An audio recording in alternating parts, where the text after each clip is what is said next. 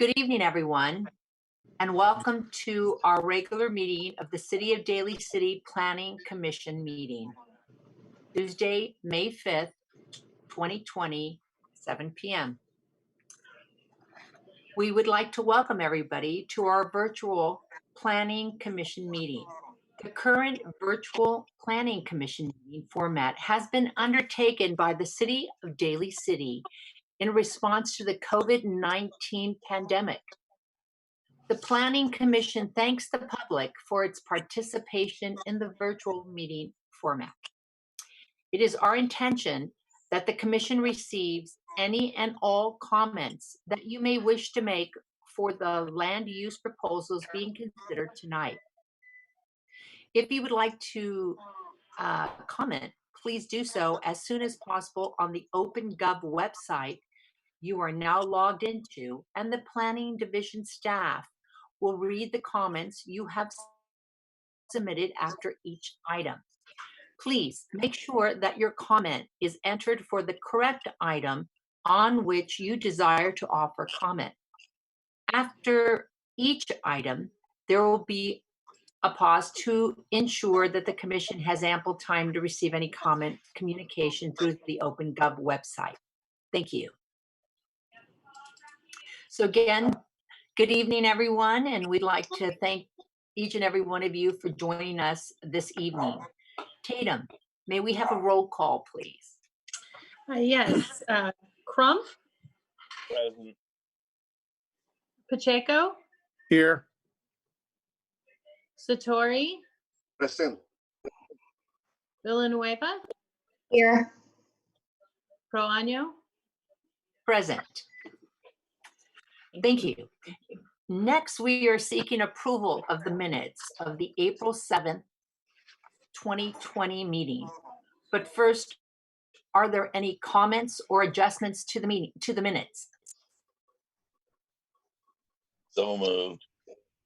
Second. So hearing none, may we have a motion to approve the minutes?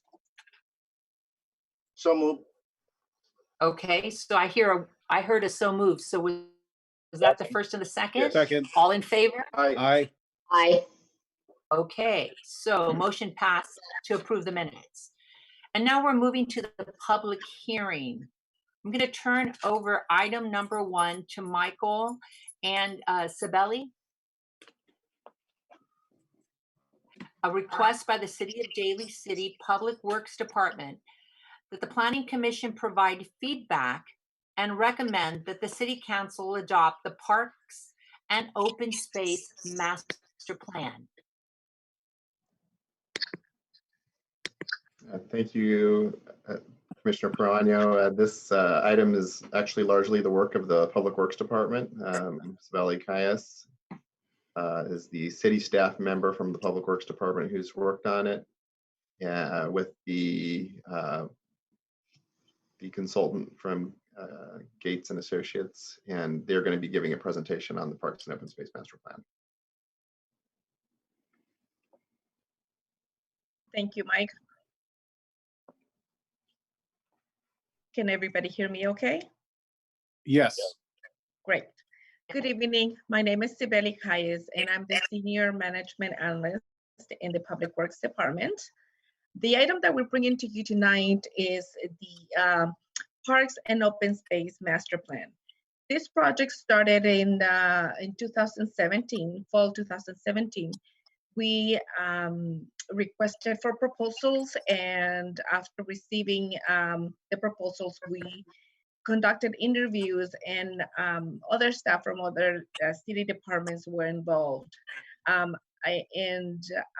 After interviewing every consultant, we decided to move forward with the Gates and Associates, which is the firm that will do a presentation for you tonight. In 2018, February 2018, City Council approved the award of contract to Gates and Associates, and we've been working since then. The reason why we reached out and initiated this project is because As you may be aware, we have about 31 parks and open spaces in our city. Many of them are in need of upgrades, and before staff taking upon ourselves to just improving the facilities, we wanted to do something that would be what the residents are requesting for. We wanted to reach out to the public and see what the needs are. And that way, we knew that every dollar that was being spent, it was for something that the community was going to be taking advantage of. A lot of our facilities are outdated and they need to be redone. And that's why we decided to reach out in many different ways. Gates and Associates has been wonderful, and they have conducted many public outreach activities, including an online survey and also a phone survey. Most of the questions were obviously, we wanted to find out the age group at each household. We wanted to find out what they would be interested in, whether it was playgrounds that needed to be upgraded, different activities, but also other activities in the community that they could participate in. I won't go into much detail, but I'm gonna let Gail Donaldson, give you a little bit more information. But she will tell you about all the facilities that were visited, the type of outreach that we did, and how working with them, staff and Gates and Associates finalized the actual document that is part of the attachment to the staff report that you have with you. So having said that, I'm going to pass it over to Gail, and she will continue with the presentation. Thank you. Thank you, Sibeli. Thank you very much. I'm Gail Donaldson from Gates and Associates, and I am going to try to get this presentation up on the screen.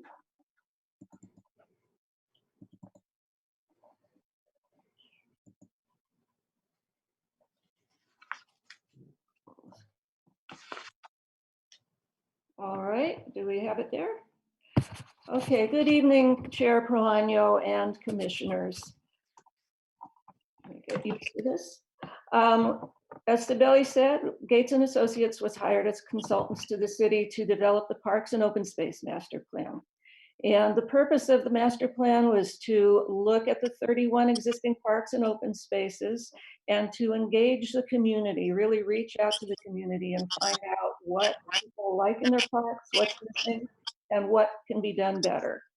And with the input from the community and the evaluations of the existing parks and facilities, the goal was to create a roadmap to guide future improvements for Daly City's parks and open spaces. The master plan has a— Gail, yes? Gail, I'm sorry, before you move forward, we have a blank screen in front of us. Oh no. Resume share.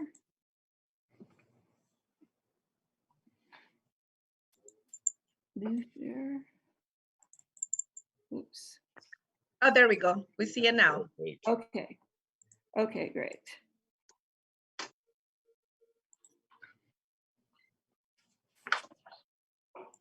Unfortunately, I'm not seeing it now. Okay. Okay, you see it now? Yes. Okay, great. Sorry about that. This is a whole new world here, all these Zoom things. Okay, for the master planning process, the first thing that we do is we look at the background. We look at the existing conditions in the parks. We see what's there, what conditions facilities are in. And we also do a bit of research on the context. We look at your planning background and your planning context, your general plan, your green vision, the bikes and walk, Daly City walk and bike plan that's underway. And we also look at the national trends, what's going on across the country as far as parks and recreation activities and what the things are that are coming up. And with that background information, we developed some outreach. We went out to the community. I'll talk about that a little bit more in a minute. Got feedback, found out what people were interested in, what kind of issues were coming up, and what themes emerged throughout all of our different engagement processes and events. So from there, we articulated a vision of what we thought the community was saying they wanted for their parks. And we developed a set of goals and guidelines because this plan is a plan that's a 10-year plan at least. It could be longer. And the goals and the guidelines are designed to help the decision makers evaluate potential projects and figure out which ones to move forward with.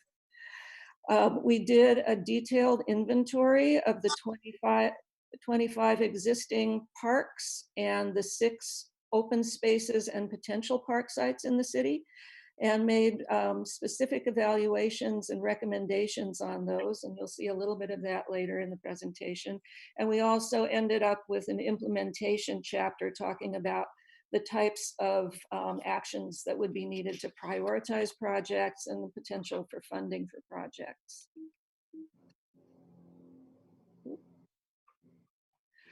So the timeline, as Sibeli said, we interviewed in February of 2007, we were approved as the consultants in February of 2018 and initiated the project shortly after that. Looked into the existing conditions and background until the beginning of the summer. And at that point, we convened an advisory committee of community members who helped steer us through the process and guide the outreach process. In the summer, we did one first round of community outreach, including a phone survey and a number of events. And then we synthesized the information we got from the first round. And in the fall into the winter of the next year, we were doing a round 2 of community outreach, including an online survey, online maps that people could respond to, and more community outreach events. We went before the Recreation Commission for feedback and City Council in the winter, and then we started putting together, synthesizing all of this information that we had gotten for vision, goals, guidelines, specific recommendations, and a whole draft master plan. And so we worked with city staff. There was extensive review. We did a couple of drafts, and we're coming here with you, presenting to you what we hope is our final plan. The general plan, yes? Okay, the general plan of Daly City has a resource management goal, which is where they deal with parks and open spaces, saying that the goal is to ensure the enhancement and preservation of existing resources. And the reason for that is that Daly City is so built out that really there's not a lot of places for new parks, and the existing parks really need to be protected and used in the most efficient and resourceful way for the community. The general plan also has a policy about park facilities saying to encourage a diverse, equitable, and integrated system that is accessible to everyone in Daly City. And that is pretty close to the vision that our Parks Master and Open Space Master Plan enunciates as well. The policies in the Daly City General Plan talked about improving Muscle Rock Park and requiring park dedication in lieu fees. And the goal of Parks and Open Space Master Plan is really to develop a much more detailed and thorough parks and open space roadmap. Looking at the people of Daly City, they're very, very dense. There's over 14,000 residents per square mile compared to the rest of San Mateo County, which is less dense. And your population keeps growing. So there's a big need for parks in Daly City and a big need for parks that are serving the folks that are here. While the adult population has remained pretty constant proportionately, actually, the number of youth under the age of 20 has been shrinking over the last 10 years by about 4%, and the older adults over 65 has been growing. So there's a little bit of a shift in your age demographics. It's part of a trend in the larger United States, the aging population. One thing that was interesting is that at least 75% of Daly City, over 75% of Daly City residents live in family households, and there are over 4,100 grandparents living in a household with grandchildren under the age of 18. So that really speaks to the need of having multi-generational facilities and parks that serve all age groups and family groups. In reaching out to the community, we found that holding meetings and asking people to come doesn't generate a lot of activity and doesn't generate a lot of interest. So what we do at Gates is we find places to go out to where people are. And we had a good round of community pop-up events in different places where I'll talk about a little bit more, but we reached at least 2,500 people, probably well, more than 2,500 people in these personal interactions in the outreach process. Some were on the internet by surveys, some were on the telephone, and there were a lot of people that did come to our events. We had a couple of focus group meetings, stakeholder interviews. We tried to catch every different kind of angle of meeting with the community so that we could get the fullest picture that we could. The first round of the community outreach in the summer of 2018 was really basically to find out, what are people liking about the parks in Daly City? What do they like? What's working? What's not working? What could be done better? And what's being done well? So the types of questions that were asked, the first we started out with the phone survey, and there were probably about 10,000 calls made in order to get a statistically valid, demographically representative sample of participants. So there were actually 405 respondents to this survey, and there were multiple languages that were used and were available. And one of the most important things that came out of this was we asked, what would you want that would improve your satisfaction with the parks? And lighting and safety was the #1 thing that people were talking about would be better for their parks. They wanted more things in the parks, more activities, amenities, things to do. Restrooms were big, and play areas, both better play areas, more play areas. Picnics and gathering spaces as well. Most of the people that responded to the survey said that they went to parks to relax in nature, so that was pretty interesting. We went to the community with pop-up booths at different events. We went to the National Night Out. We went to the farmers market. We went to the Health, Fun, and Safety Fair. And there were probably about 600 participants in these processes. People were really curious. And we asked, what is it that you like about your parks? What do you think should be added to your parks? And we also asked if people had specific comments about specific parks that they knew about. One of the things that was interesting was in looking at the maps of the parks, there were so many people who didn't even realize how many parks there are in Daly City. So they were really pleased and surprised to find out how many parks the community actually does have. And things that they like in the parks, playgrounds, again, were a big thing. They like the trails, getting out, being able to walk, get some air, barbecues, basketball, picnic, open space. Gathering spaces are popular. And when we asked, what do you think could be added to make the parks better? Playgrounds, updated playgrounds, more playgrounds, that came up quite a lot. And we did get comments from a lot of the kids. The kids really enjoyed giving feedback. So community events was also very, very popular. They're really important in Daly City. Restrooms, people want those, but you have to be strategic where you put restrooms because of maintenance implications. You don't want them in necessarily a tot lot, but in places where people are going to spend a lot more time. Exercise, community gardens. So there was a lot of different kind of input about what people wanted to see in the parks. Park lighting came up as another, that was something that came up in the phone survey as well. So looking at these responses in the first round of community input, the things that had emerged in across the board pretty much were playgrounds, more and better playgrounds, gathering places, whether it was barbecues, picnic, community event spaces and safety and lighting and maintenance kind of issues. So we did the second round of input focusing on those themes that had come out. And we had another 250 or so participants at the booths in round 2. We had went to the Bayshore School, we went to the Latino Heritage event and the Filipino American History event. So we got a good cross-section of the community responding to these more specific focus questions. And we did put on a survey online for several months. Had 142 very thoughtful responses about what people wanted to see and an interactive map where people told us things about the specific parks that they used. So we did get a lot of really good input. We asked, when you say more, better playgrounds, what do you mean? What does that mean to you? And basically the biggest thing was updated playgrounds, feeling that some of the playgrounds were a bit old and wanted to be spruced up. They did want to see challenges for different age groups, and that goes back to that multi-generational thing. If you have a toddler and a tween age kid, you want to have something for both of them to do if you go as a family. unique play features, things that were not just off the shelf. And something that came up that is also a really big trend in the United States is all abilities access, making sure that kids of all different physical abilities, mental abilities can use the parks and the playgrounds and enjoy those. And it was commented that it'd be really nice if there were nearby activities for adults. So if you bring your children to the park, that maybe you get on the fitness equipment, or maybe there's something else that you can do in the park. So we thought about that a lot.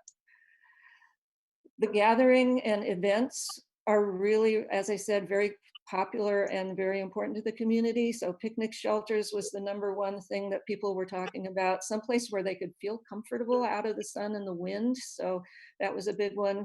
Festivals, different gathering opportunities, whether it's the holidays, the movies in the park, concerts, dances. So making sure that there's spaces in the parks for those kind of events is important. And what people keep coming up with in terms of safety and maintenance is upgrading the restrooms, lighting.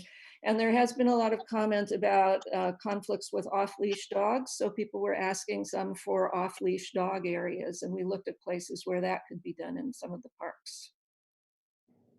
So between the advisory committee, the surveys, and the outreach events, and the focus groups, the 5 top requests were about playgrounds, improving those playgrounds, adding more new playgrounds, barbecue and picnic and gathering areas that are sheltered and comfortable, and also more and upgraded courts. Tennis, pickleball, basketball, all are really popular in the city.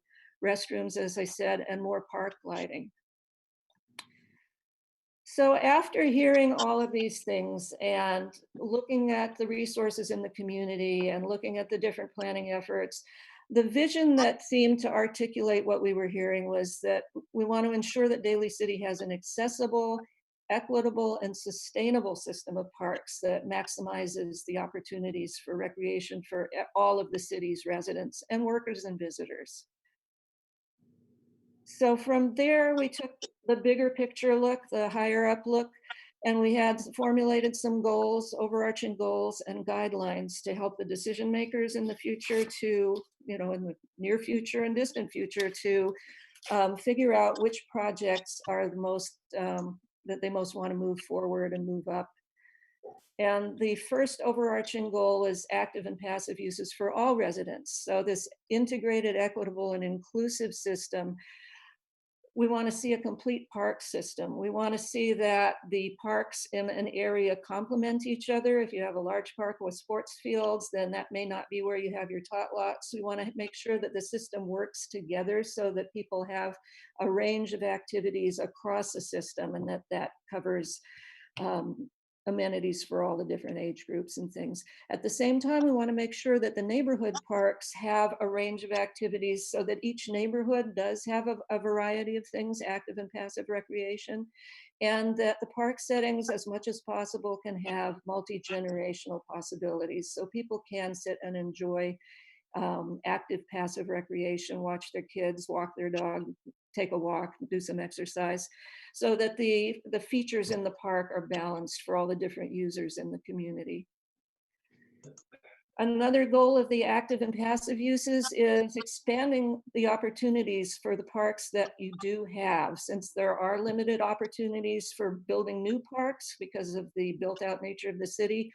What do? Well, we do try to identify opportunity sites, places like you're going to be looking at later tonight, the Midway Village site that would be taking the place of the David Rowe Park over in the Bayshore area, and looking for places that can be used as parks or as some kind of passive recreation. And we've identified some of those in the master plan, but also renovating the underused parks. Some of the parks, people commented, there's nothing for me to do there. So we're taking a look at what can be added to a park that might make it more appealing to a teen or to a senior or to a family with young kids and somebody in between.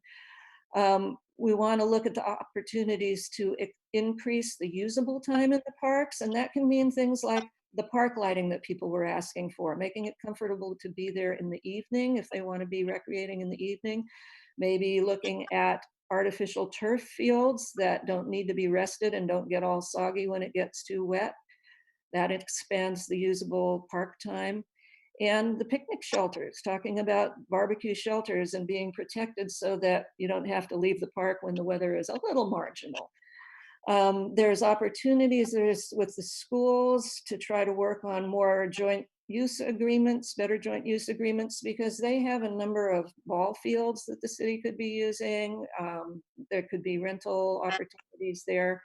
And just as I said, a lot of people just didn't know how many parks Daly City has. So a better awareness campaign, better, upgrading the city website to let people know where the parks are visually and what's in them, and try to get people aware that they can use parks all across Daly City. We want the parks, another goal is to be welcoming and comfortable. So we want the uses to be compatible. So if you have a tot lot, you want to have parent seating around it. And you might want to have someplace where an adult can do something next to their kids. Want places that have social spaces. The gathering, again, just came up over and over, was really important. It's a community that really likes to socialize in parks. So comfortable places with benches, with shade, with wind protection, where people can gather. Safety and high quality maintenance is important for making people feel like they're welcome in the park and that it's a safe place to be. Welcoming and comfortable parks also should be supporting health and wellness. So the active uses, the walking, the sports and exercise, that really, having your park for fitness is a really welcoming opportunity. It's a place that people can go and stay healthy, but also mental health, places to relax and socialize and just enjoy nature. As people that responded to the phone survey said, that's why they go to parks, is to enjoy nature. Connectedness and accessibility.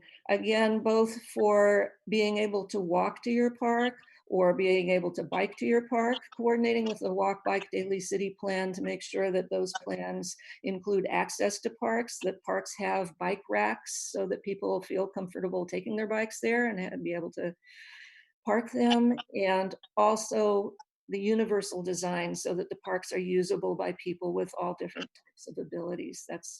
That's a really key thing that came up. The Trust for Public Land has a website called ParkServe that actually looks at the 10-minute walk. There's a real national movement to have a 10-minute walk, have every resident to be able to walk to a park within 10 minutes, which is about a half a mile. And looking at Daly City, this is the analysis that they came up with. The red spots are areas where they noted that there was a high need for parks. So in the master plan, this graphic is showing places where, if we're looking for new opportunity sites, these are places that would be really helpful to focus on so that we can put parks in areas that don't currently have parks that are serving them. It was interesting to note that almost 81% of Daly City residents are within that 10-minute walk, and the national average is only 54%.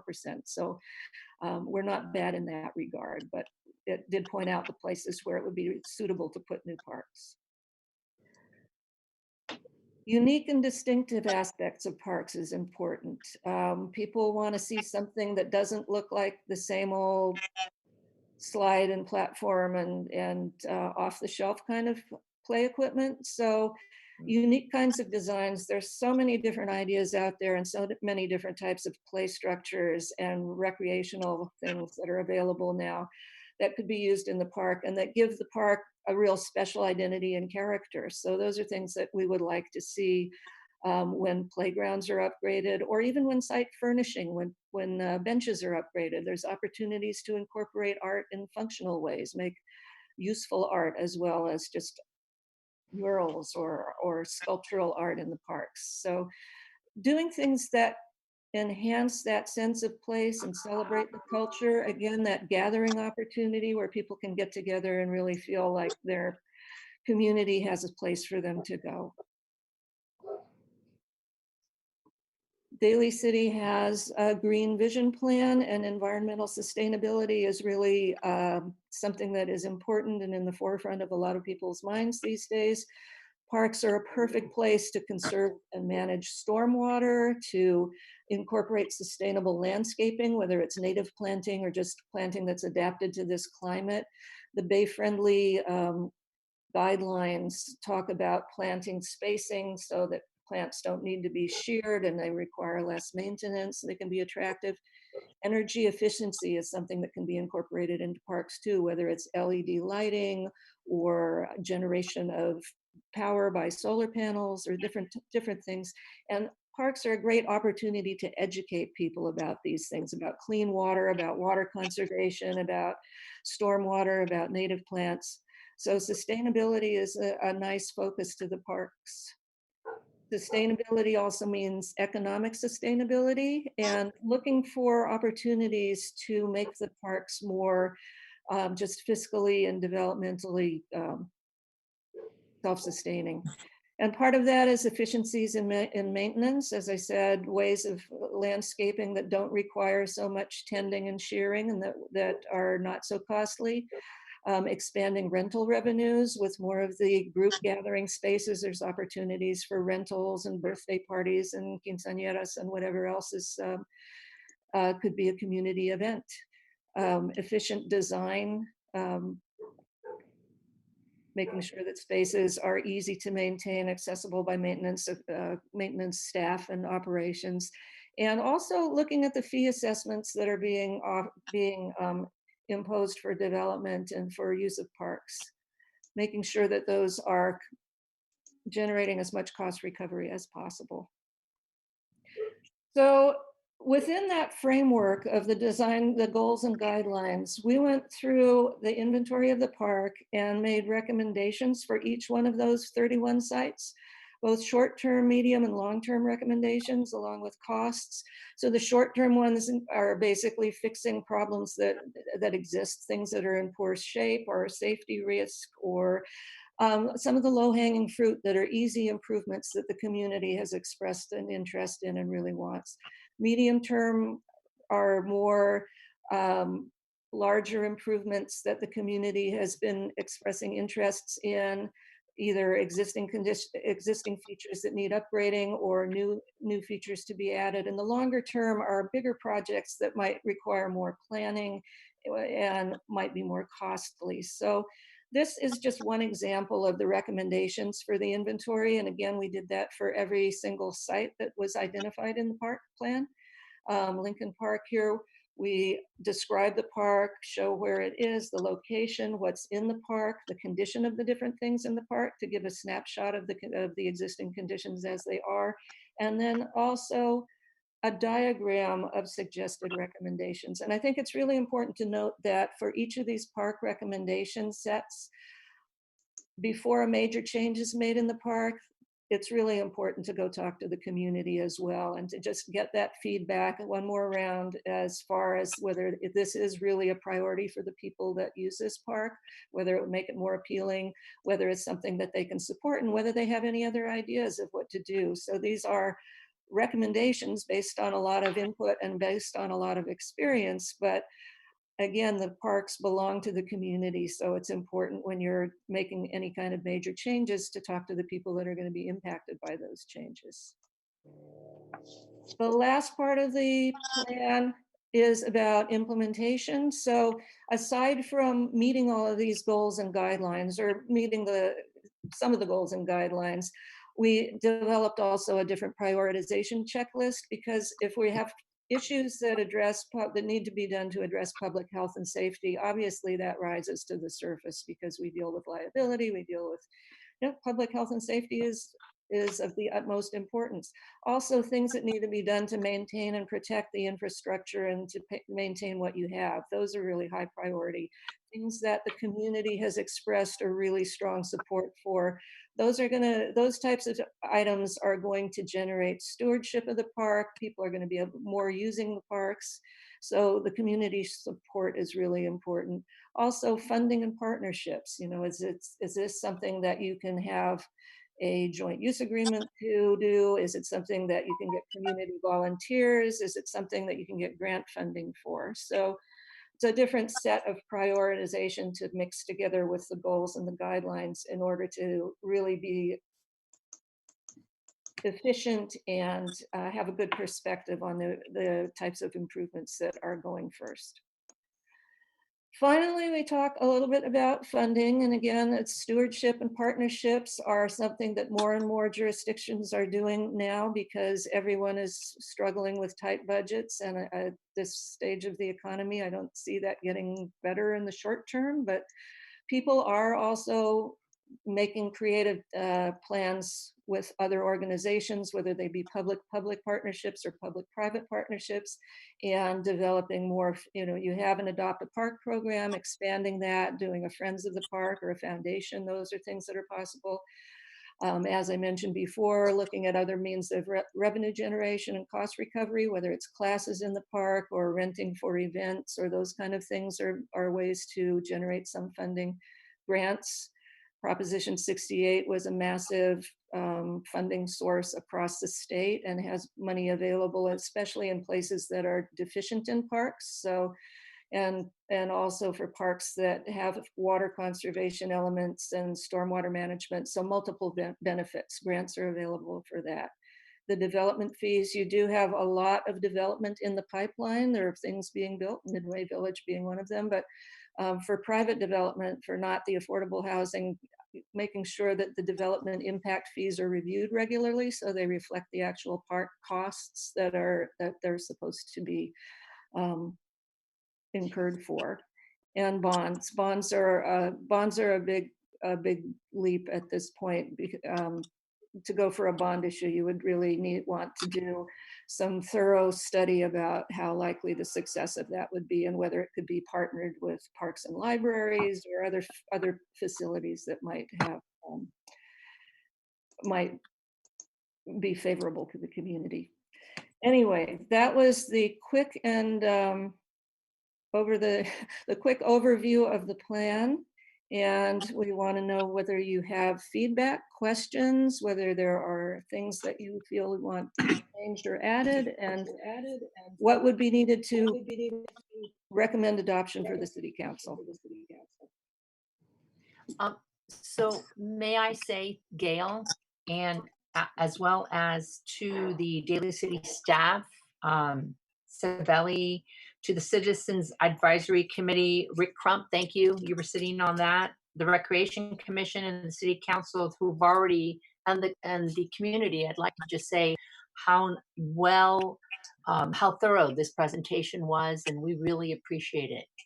Really an amazing, positive feeling. Thank you so much. That's my first comment. Madam Chairman. Yes, sir. Ray. Okay.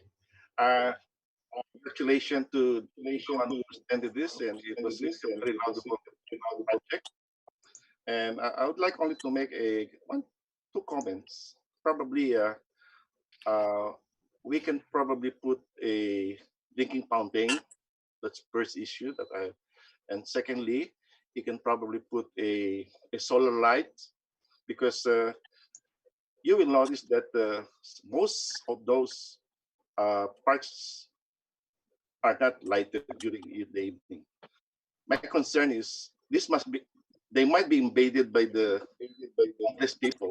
So I presume that we can handle that, just like putting up lights. As I've said, solar could be good without maintaining it too much. So that's my only two concern, Madam Chairman. Thank you. Thank you, Ray. Gary? I have to agree with Commissioner Satori on that. My number one concern is the lighting. Many of these parks, again, have poor lighting. And what I'm afraid of with the situations of the times now, people could get hurt, a lot of crime going around. So if it's well lit, it would make the community feel a lot safer, knowing that, Thank that's you. around. Velva, do you have any comments? Yes, I want to commend the committee and putting together this very well thought out and analysis of the parks. I guess my comment is I wasn't aware that there were 31 parks in Daly City, so it's great knowledge to learn that.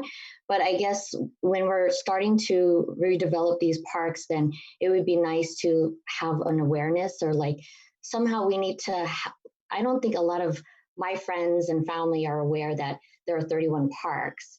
So there definitely needs to be an awareness, increased awareness in Daly City, so that once these parks are renovated, then we could utilize it. Nice.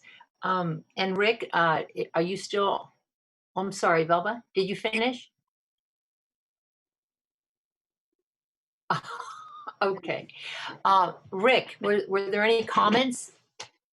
Well, no, I'd just like to simply thank Gail and her group for the wonderful job they did, having been in this kind of at its beginning and seeing the end product. It was a well done job. And speaking as a citizen of Daly City and very close to a park, we appreciate all your efforts. Thank you.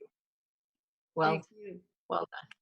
And Gail, I was on the Recreation Commission was Parks and Recreation, but at the time, but I will say that it's one of the most exciting presentations that I've gotten to see and actually, I don't think I've seen all 31 parks, but I've seen many of them. And I look forward to seeing improvements besides the lighting, which is extremely important, but so that I have grandchildren, so I'm one of those 4,100 people that you mentioned. And it would be nice to be able to see these improvements that you're working on. So if there's no other comments, I think we can move forward. We do have oh, I guess when you open the public hearing, we do have a comment. Yes, of course. Okay, Sorry. so no worries. Thank you. Keep me in line. That's important. So, so at this point, so do we have any public comments, Tatum? Any? Yes. Very good. Sorry.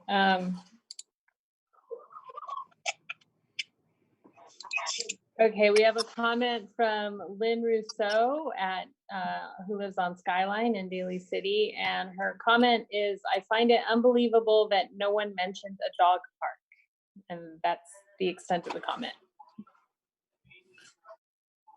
Do we don't have, I think Colma only has one. We don't have a dog park, do we, Tatum? There's a dog park, I believe, in Linda Vista. Okay. And Yes. the in plan, Bayshore.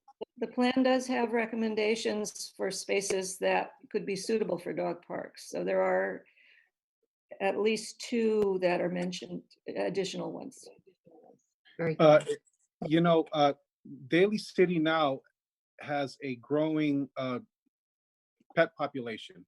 You know, you have many residents that have dogs, and the number one thing they always ask for, where is the nearest dog park? Does Daly City have a dog park?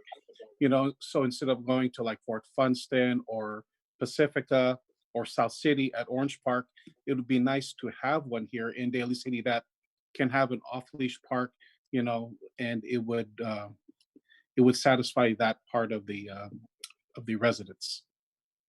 Teresa, Yes, sir. if I may, we about 24 months ago put in a dog park here at Crown, and it has been an unbelievable success. And it has Nice. also cured a problem of little piles being left around on the sidewalks. People are Really? very religious and they pick up after themselves in the dog park. And of course, their dogs can get off leash and run. I mean, they are extraordinarily successful. Nice, nice. Well, my little Lucy would May like I it. just add something? Yes, sure. So as you may be aware, we have some parks that have been turned into dog parks, and we are aware of the need for one, and we did hear from residents. To be honest, we expected that to be at the higher level of need, and it wasn't. There were other activities and other improvements that the residents requested for or they would like to see. But you know, we still, you know, as Gail mentioned, have included recommendations in the master plan. So we do have recommendations so that we can add one. You know, feel free to look at the master plan and you can see, you know, in more details what the consultant is recommending. But we have it included in it, and we have thought about, you know, the population who love their pets and who want to take them out. You know, me being at City Hall, you know, in back of, you know, my office, I see people coming with their dogs, and it might not be the best, you know, area for the dogs, but that is just to show the need that we have in the community, and we have paid attention to that as well. Thank you. And I would just say that there's a possibility that people assume that if there's a park, you would be able to take your pet, which is not the case. You know, and some people I know, they like to try to take their dog to walk at one of the schools, and they can't do that either, but people assume that they can. So I appreciate hearing that, because it's nice to be able to go with your entire family, including your dog, and to have a space for them to be able to run around. So that's awesome. Very good. So we did have that comment. Thank you, Tatum. May I then seek, so I'd like to have a vote to close the public comments. And if I'd have a motion, please. So moved. Second. Second. Very good. All in favor? Aye. Okay, very good. And now, do we have a motion to adopt the findings as outlined in the staff report of May 5th? So moved. Second. Okay, so we'll move on. So are we, I'd like to just see if we have a motion to recommend the park and open space master plan. Teresa, don't we need a Yes, vote on the findings? Oh, yes, sir. That is correct. Okay, so yes, so we have a motion to adopt the findings as outlined. And we did, and then we had a second. Can we have a vote on that? Sure. Crump, Aye. Pacheco, Aye. Satori, Yes. Villanueva, Aye. Proaño. Aye. Okay, so our motion is carried. Do we, let's see here. Tatum, do we need to do an environmental assessment vote on this? No, right? Do we just move to the recommendation to the city council? I believe so. Mike, were there findings related to environmental on this? There aren't. There aren't. There Okay, aren't. Get that. Very good. Thank you, everybody. So do we have a motion to recommend the park and open space master plan to the city council? So moved. I Second. second. Very good. All in favor? Aye. Aye. Well done. So we all agree, do we need to do anything else there, or can we move on? That ought to do it. You can move on. There you go. I All just right. want to Thank you. say thank you very much. Thank It's been you. a real pleasure working with your staff and with your community. So thank you.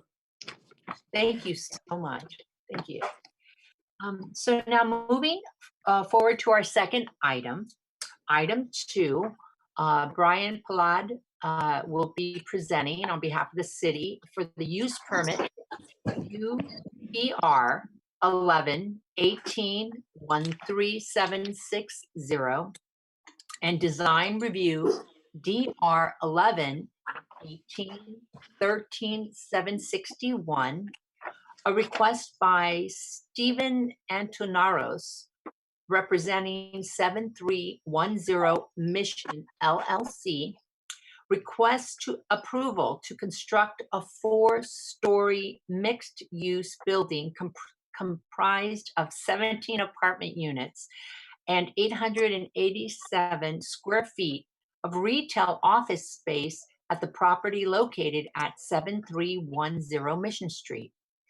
The project is categorically exempt from the California Environmental Quality Act, CEQA, and under CEQA guidelines, section 15332, infill development projects.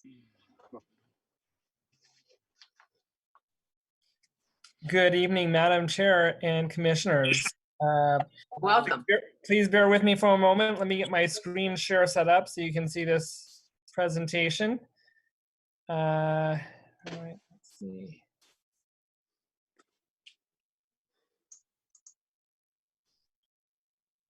Was that successful? Successful. Yep. Excellent. I can see it. Okay. So the next item before you is Yes. mixed-use building at 7310 Mission Street. The site location is the west side of Mission between Vale Street and West Market Street, one parcel south of the corner parcel at Vale and Mission.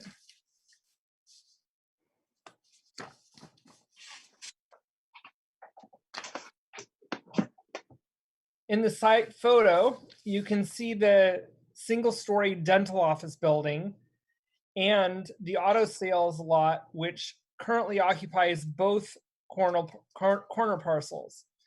The proposed mixed-use building would be located between the office building to the left and what will remain of the auto sales lot, which would continue to operate on the corner parcel. The proposed mixed-use building would contain a 620 square foot retail or office space, lobby, and 13 parking stalls on the ground floor. The second floor would provide 3 studios and 2 two-bedroom residential apartments. Additionally, a 267 square foot office space that would be associated with the ground floor commercial tenant. Lastly, on the 3rd and 4th floors would be 3 studios and 3 two-bedroom residential apartments.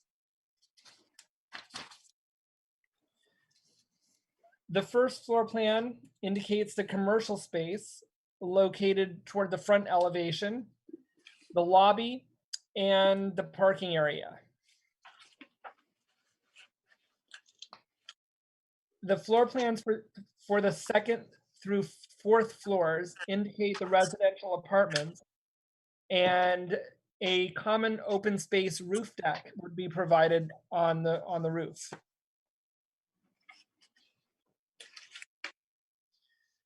The building elevations show the proposed 4-story building with cementitious panel siding, providing smooth textured and horizontal panels in charcoal, sand, and other colors. Wall articulation would reduce the overall massing of the building. Window and doors on the ground floor would be metal framed. Staff is recommending a condition of approval that the applicant explore providing additional dimension to the upper story walls at the Mission Street facade.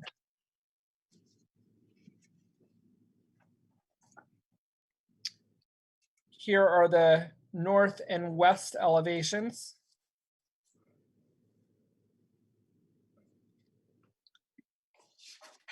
And here are 2 perspective drawings. The first one viewed from Mission Street as you're near the corner of Mission and Vale.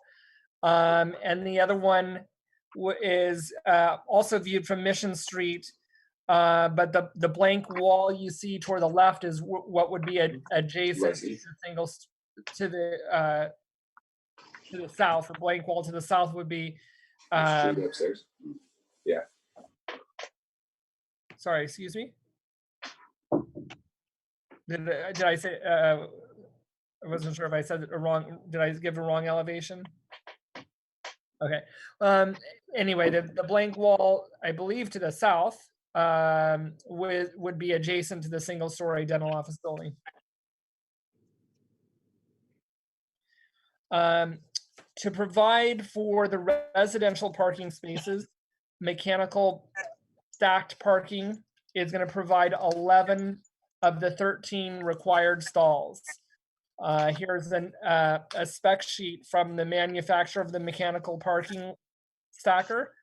So 11 parking spaces, which are required for the residential units, would be provided via mechanical stacking, and an additional 2 stalls are provided on the ground in the parking garage, and that would provide the required parking for the retail or office component.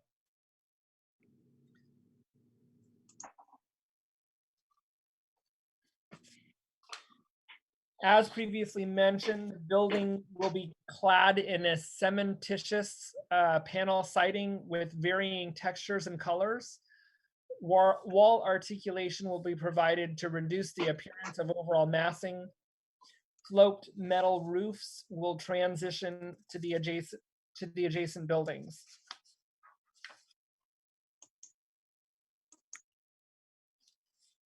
The front elevation has been designed with a void above the driveway to provide relief from Mission Street and to emphasize the building's entry.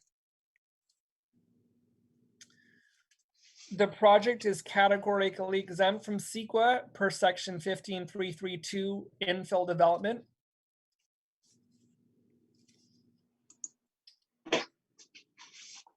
And staff recommends that the Planning Commission take the following actions. Adopt the findings outlined in the staff report.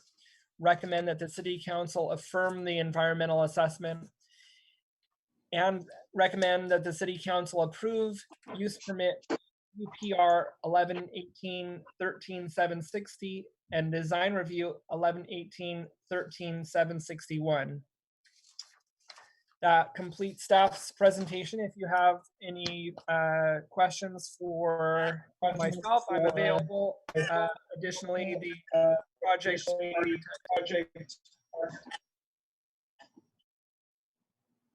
If you don't mind, I had a question, and I'm sure I keep hearing metal. Sorry, can you hear me? I can hear you. I keep hearing metal roofing. Yeah, I keep hearing metal roofing, and I know it's an in thing, but I wondered, due to the fog that we like to have here in Daly City, this type of metal roofing would be a problem.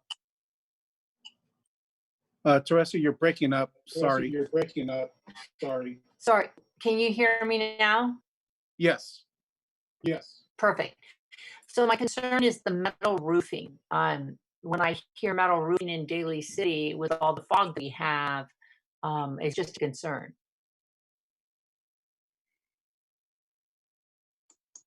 Maybe we could ask the applicant or the architect if it's a specific type of metal and well, if I could, am I on? Yes, can hear you. Yes, We can hear you. There's actually little Delay. having a delay. Yes. I'm having the delay.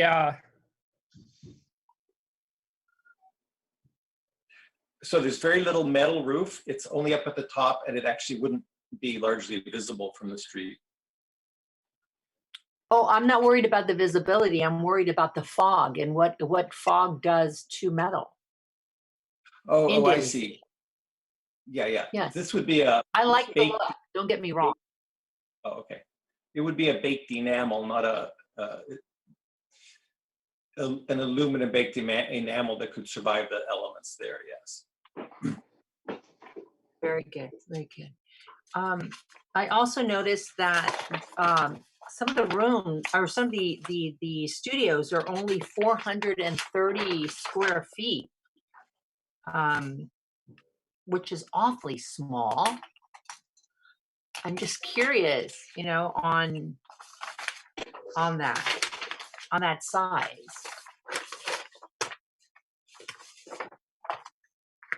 That's all. I mean, I don't know if the architect wanted to chime in. Oh, these are those small studios are largely designed for single occupants.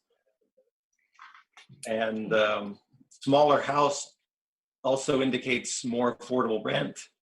So they're affordable by design, as we say. Mm-hmm. And I'm sorry, so I'm looking at like 420 square feet for the studios. Then I'm seeing, you know, a little over 700 square feet for 2 bedrooms.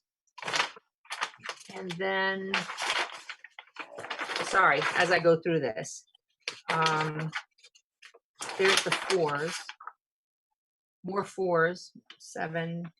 So what we're saying is these are smaller, and hence we're looking at more affordable rent for the community. Is that what I'm getting? Correct. Nice. Right. It's not helping to all levels of occupants. Okay. Okay. You know, not- And then what green space do we have for this apartment area? Green space, open green space?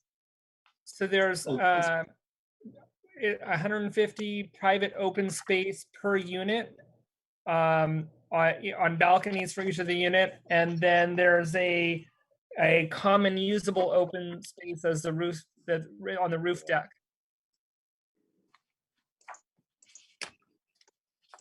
And I know exactly where this is at. So if I ask this question, I know you mentioned it, but where the green building is on the left, and then when you're standing in front, there's the car sales people. So that car sales space, that's all gone. No, so the car sales, exactly where it's the going? car sales lot is currently taking up 2 parcels. They're currently taking up the corner parcel at Vale and Mission, and the parcel that will be used for this new project. So after the project is built, the car sales lot will continue to occupy the corner parcel. So basically they'll be cutting their space in half. And the new project will be in the middle, in between the existing dental office and the car sales lot. Okay. Do you have a rendering where the building is, so it shows context with the dental office and the lot? Don't have that, no. Okay, I think that would help. That would help us, because it appears to be a larger scale building for that area. Mm-hmm. That's my only concern. It might become an eyesore. Well, one thought that I had is that corner parcel is actually a very likely parcel to be developed in a similar fashion. As you go north on Mission, there are some new buildings of that scale, and this building would be the first on that block. But that corner is very likely to be developed similarly. Okay. Okay. So how much space between this building and the dental building? How much space do you leave? Well, the building is set back on that side 5 feet. So that parcel also, that building is set back at least, I think, another 5 feet.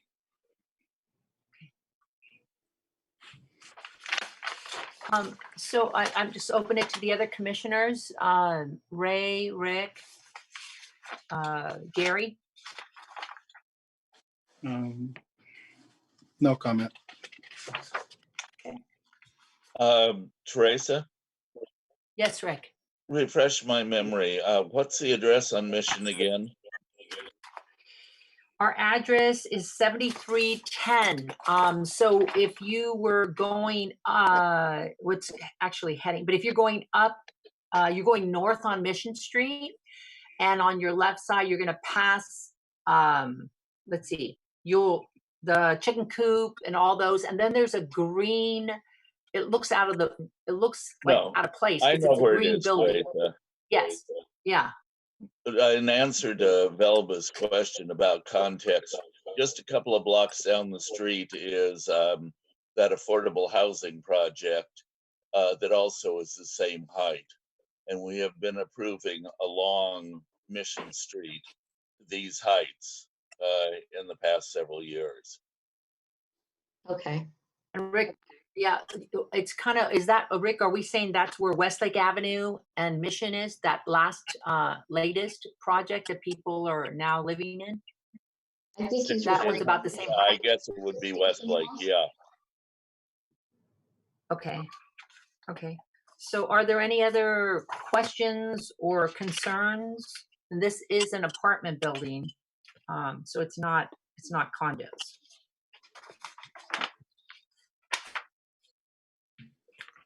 Is that correct? Correct, yes, sorry.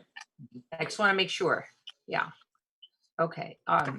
Okay. So if we have no other comments from our commissioners, I'd like to have a motion to close the public hearing.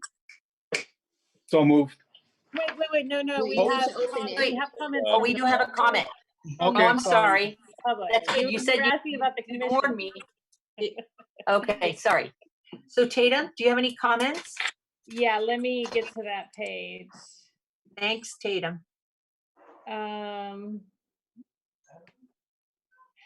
There were, okay, so there are, we have a comment from Lynn Russo. There on the OpenGov site, there appears to be a mistake where items number 2 and 3 for commenting got swapped. So the person, Lynn, who's listening, they somehow got mixed up on the OpenGov site. So we haven't heard the third item, which is the coastal development permit. And I did see that this same person has a comment under that. So we have the comment and I will read it on that item. But we don't have any comment related to this development as discussed. Okay, that's fair. Okay, so we'll move on. Thank you, Tatum, for clarification. So we're going to move. Do we have a motion to close the public hearing? So moved. So moved. A second. Second, anyone? Very good. All in favor? Aye. Aye. Well, very good. Do we have a motion to adopt the findings as outlined in the staff report of May 5th? So moved. Second. Second. All in favor? Aye. Aye. Aye. And now, do we have a motion to affirm the environmental assessment? So moved. Second. All in favor? Aye. Aye. Maybe a Okay, second. motion carries. Yeah, I did hear a second. I think it was Velva. Yes. Oh, okay. Very good. So now, do we have a motion to recommend to the City Council to approve use permit UPR 11-18-13760 and design review DR 11-18-13761, subject to the conditions outlined in the staff report of May 5th? So moved. Second. Very good. Very good. All in favor? Aye. Oh, we're going to do a vote. Aye. So we need a roll call. Yes. Crump, Aye. Pacheco, Aye. Satori, Yes. Villanueva, Aye. Proaño. Aye. Okay, so it's unanimous and it has passed. So now, thank you, everyone. Well done. Thank you for the presentation. And now we move on to item 3, again with Brian Palat. It is regarding use permit UPR 1019-14236, a request by Ches Santini representing Vincent and Katrina O'Shea, request approval to legalize an exterior rear yard, ground floor addition, and accessory dwelling, ADU, at the existing residence located at 954 Skyline Drive. The project is in the Resource Protection Combining District, requiring the issuance of a coastal development permit in compliance with the Daly City Local Coastal Plan. The project is categorically exempt from the California Environmental Quality Act, CEQA, under CEQA, Guidelines Section 15303, small construction. Brian? Thank you, Madam Chair.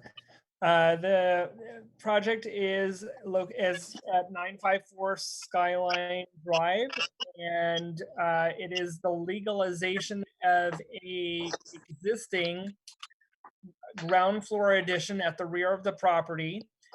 And it is coming before the Planning Commission because it is within the coastal development zone and therefore requires a coastal development permit.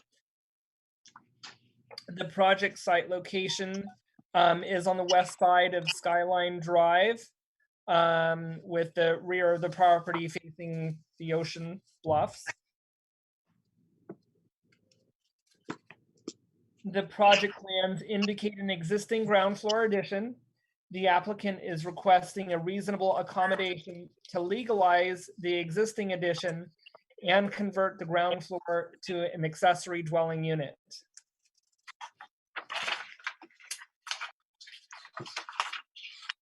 The addition is located at the northwest corner of the property. If you look at the elevations provided in this slide, on the south elevation, you can see that the addition is a one-story addition at the rear.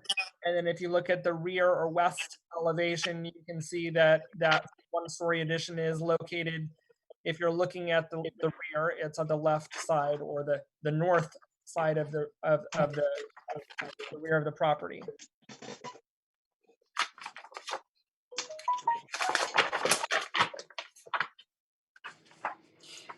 This slide shows a photo of the existing addition.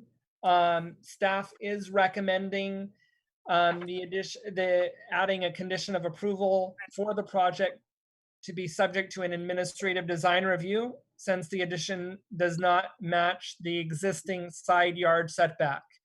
In Daly City, the single-family zoning district does not provide for a side yard setback other than to match that of the existing house. And this addition is closer to the side property line than the existing house.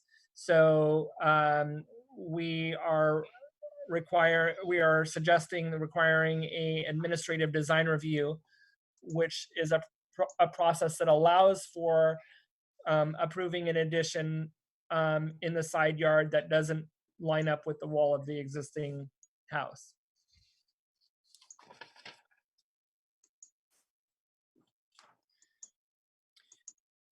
The project is in compliance with the general plan, the local coastal plan, and the R1 single family residential district standards.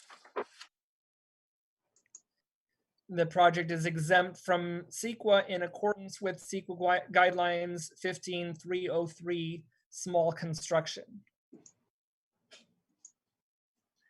Staff recommends that the Planning Commission forward to the City Council the following: adopt the findings as outlined herein, affirm the environmental assessment, and approve the coastal development permit, use permit UPR 1019-14-236. If you have any further questions, I'm available to answer any questions. Additionally, the project designer and the project applicant homeowner are available to answer further questions. Madam Chairman. Yes, Ray. Brian, how many houses are in the same situation they have? How many houses? In case we approve this, then how many houses more are going to apply for this? You have any numbers? How many more will apply for a coastal development permit or an ADU? Just like the situation that they're having now. Well, with the recent adoption of the new state legislation taking away restrictions on ADUs in order to promote additional housing units, we've seen an increase, a significant increase in the number of these type of projects coming in. But in the case of this project, this is an existing situation that has been. Yes, how many existing situations do we have here? Oh, I don't have an answer to that. Because I can see it from the map, there are several of them. And I think this is just a sample. Can I say something? So my next door neighbor, directly next door, can you guys hear me? Yes. Yeah, we can. Extension off the back of their house. Now I guess theirs is permanent and legalized, and I don't think they ever went through a coastal development, but I'm not, we have one right next door that has building off the original structure of the house. I don't, how many other are out there, I don't have any clue, but because the point we approve, Madam Chairman, is certainly yes, Ray. we have to abide with that approval, because I can see from the map here there are several houses that needs to be addressed to eventually, right?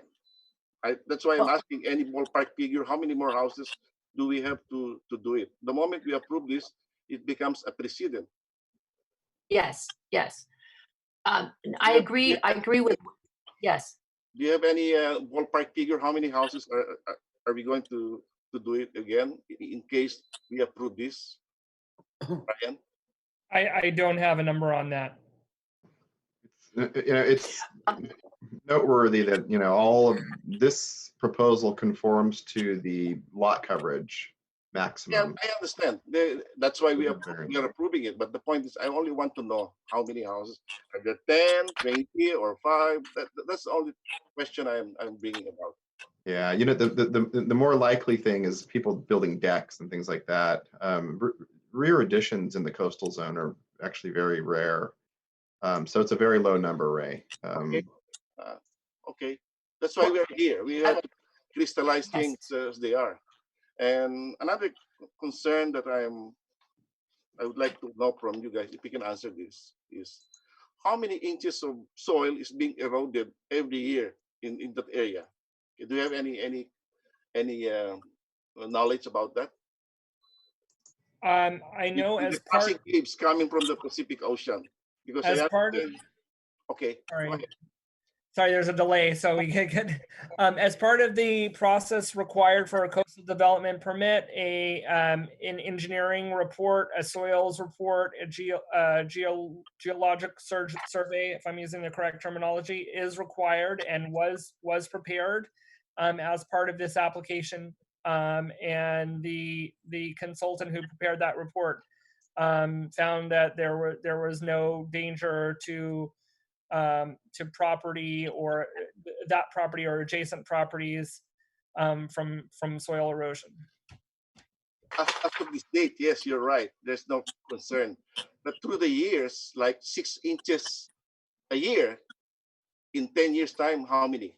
Just like you will notice that San Francisco and even Pacifica, all the soils are eroding now. If you will just be observant about the foundation here near the coastal island, because the crossing waves is getting it every year. My concern, I think it's 6 inches a year. That is, except of course if you're going to spend a lot of cement really to have that as a permanent structure to preserve the place. So I'm just asking this in curiosity, because I'm interested also, because San Francisco is, look at that, the highway one of the findings on the geologic report was that the existing structure was more than 300 feet away from the edge of the bluffs. So I think that would probably take a number of years. 100 years, I think it said before the cliffs would interfere or anything. by the erosion rate. Or Well, something. if you know, if you have been observing Pacifica, they have already subsumed, they have already eroded some of the parks in Pacifica, especially the now probably in the next 10 years, the hospital there will be gone also. The nursing facility there. I don't know. I'm in one of the area. I'm in one of the areas with the better bluff. I don't know if there's better or worse. There's a lot of trees and roots behind my house that are still sturdy. And you know, if you go up 100 yards, that's where the cliff really eroded. The erosion hasn't been nearly as bad in my area, but you know, that's what the geo surveyor, the test and all that was for. So. Yeah, you're right, Vincent. That was actually a concern of our civil engineer, was the erosion in that area. And yeah, we have the full report. And I'm looking at it right now. We're roughly 200 feet to where you can actually see some erosion. So it's a few houses over. Directly behind Vince's house, there's none. It's all forested, treed, and the land condition's really good. But yeah, we can even show you the full report if you'd like to see that as well, Ray. No, I have access because what we're discussing is about coastal development permit. We are talking about the coastal system here. So if you know what we are talking about here, probably you know what I'm talking, because the crashing wave that really erodes the soil, it really needs a lot of attention. Not probably now, but probably in the next 10 to 20 years, probably if we are still alive here. That's why. But my concern is to have to preserve this coastal system of Daly City. That's all, Madam Chairman. No, thank you for that input. It's valid. I'm curious as how old this addition is, because it doesn't look like it was just built. It looks like it's been there a while. Did you purchase it with the addition? I bought the house in 2007, me and my mom. Well, actually, my mom, I helped her finance it, but I didn't have credit at the time. And it was there. It was existing. So until January 2019, when they came and hit me with code violations for having work done to the house that wasn't permitted, which was like a real shot in the stomach. I know this is a whole separate thing, but I bought the house in like a foreclosure process. So the price we paid for it, you basically just signed, what's it called? There wasn't a lot of research done. You're buying it from a bank in a foreclosure. So I had no clue that I bought a property that had a room that wasn't permitted, and that, you know, that technically can be torn down if not passed. Right. You know, but I've done Well, everything. No, I was just going to say, I appreciate that you're taking the time to try to get it legalized. That's important. And when you go through that process, we just want everybody else, in case they know someone or they themselves have something in their home that isn't permitted, that what you're going through is the city comes in and they look at your property and they gauge all, you know, the pros and cons. They see what was built. And so at this point, you know, the city would tell you, and you would have to take care of whatever it is you had to do, which is what you're doing right now. So I do appreciate Ray bringing up, because you're so close to the bluff, you know, you really are.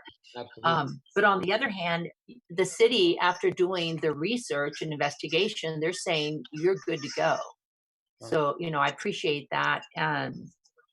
You know, I appreciate that Brian, is that kind of what we're getting through all this? Because it looks like, you know, everything's been done and researched. Yes, that's Brian. correct. So that's important for people to hear that. It's not like you just said, well, I got this room and can you pass it? And you said yes. No, he had to go through a stringent investigation and research and testing and the soil and all that. Is that pretty much that is what correct, I want to let people?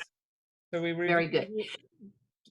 Go ahead. Planning reviewed it for compliance with the zoning ordinance. The soils engineer consultant that they hired when they submitted the application verifies that the soils are sturdy, and it will, you know, with, you know, it's not any danger for a number of years beyond the viable life of the project. So. Okay. Well, my fellow commissioners, I wanted to see if Gary or Rick or Velba, anybody has any other comment. And thank you, Ray, for bringing up those questions. They're very valid questions. I just have one question. I understand the applicant will have to go through an administrative design review.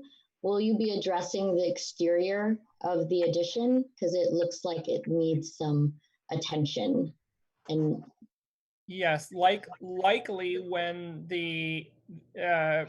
when it goes through the administrative design review process, it would be myself or one of my coworkers who did the review. We would review it for compliance with the residential design guidelines. We would likely make recommendations such as upgrading the siding and the paint to bring it into the same quality as the house that it's attached to. okay.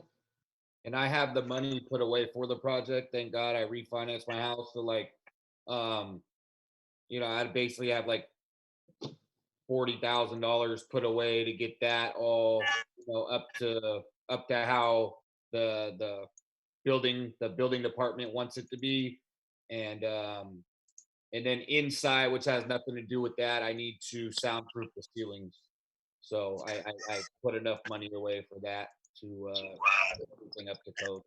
So I don't know. Yeah, and very good. And the other thing is to know is that if a neighbor, for whatever reason, hears or whatever, and they wanted to do it, if they had a project like this, they would also have to go through all the process.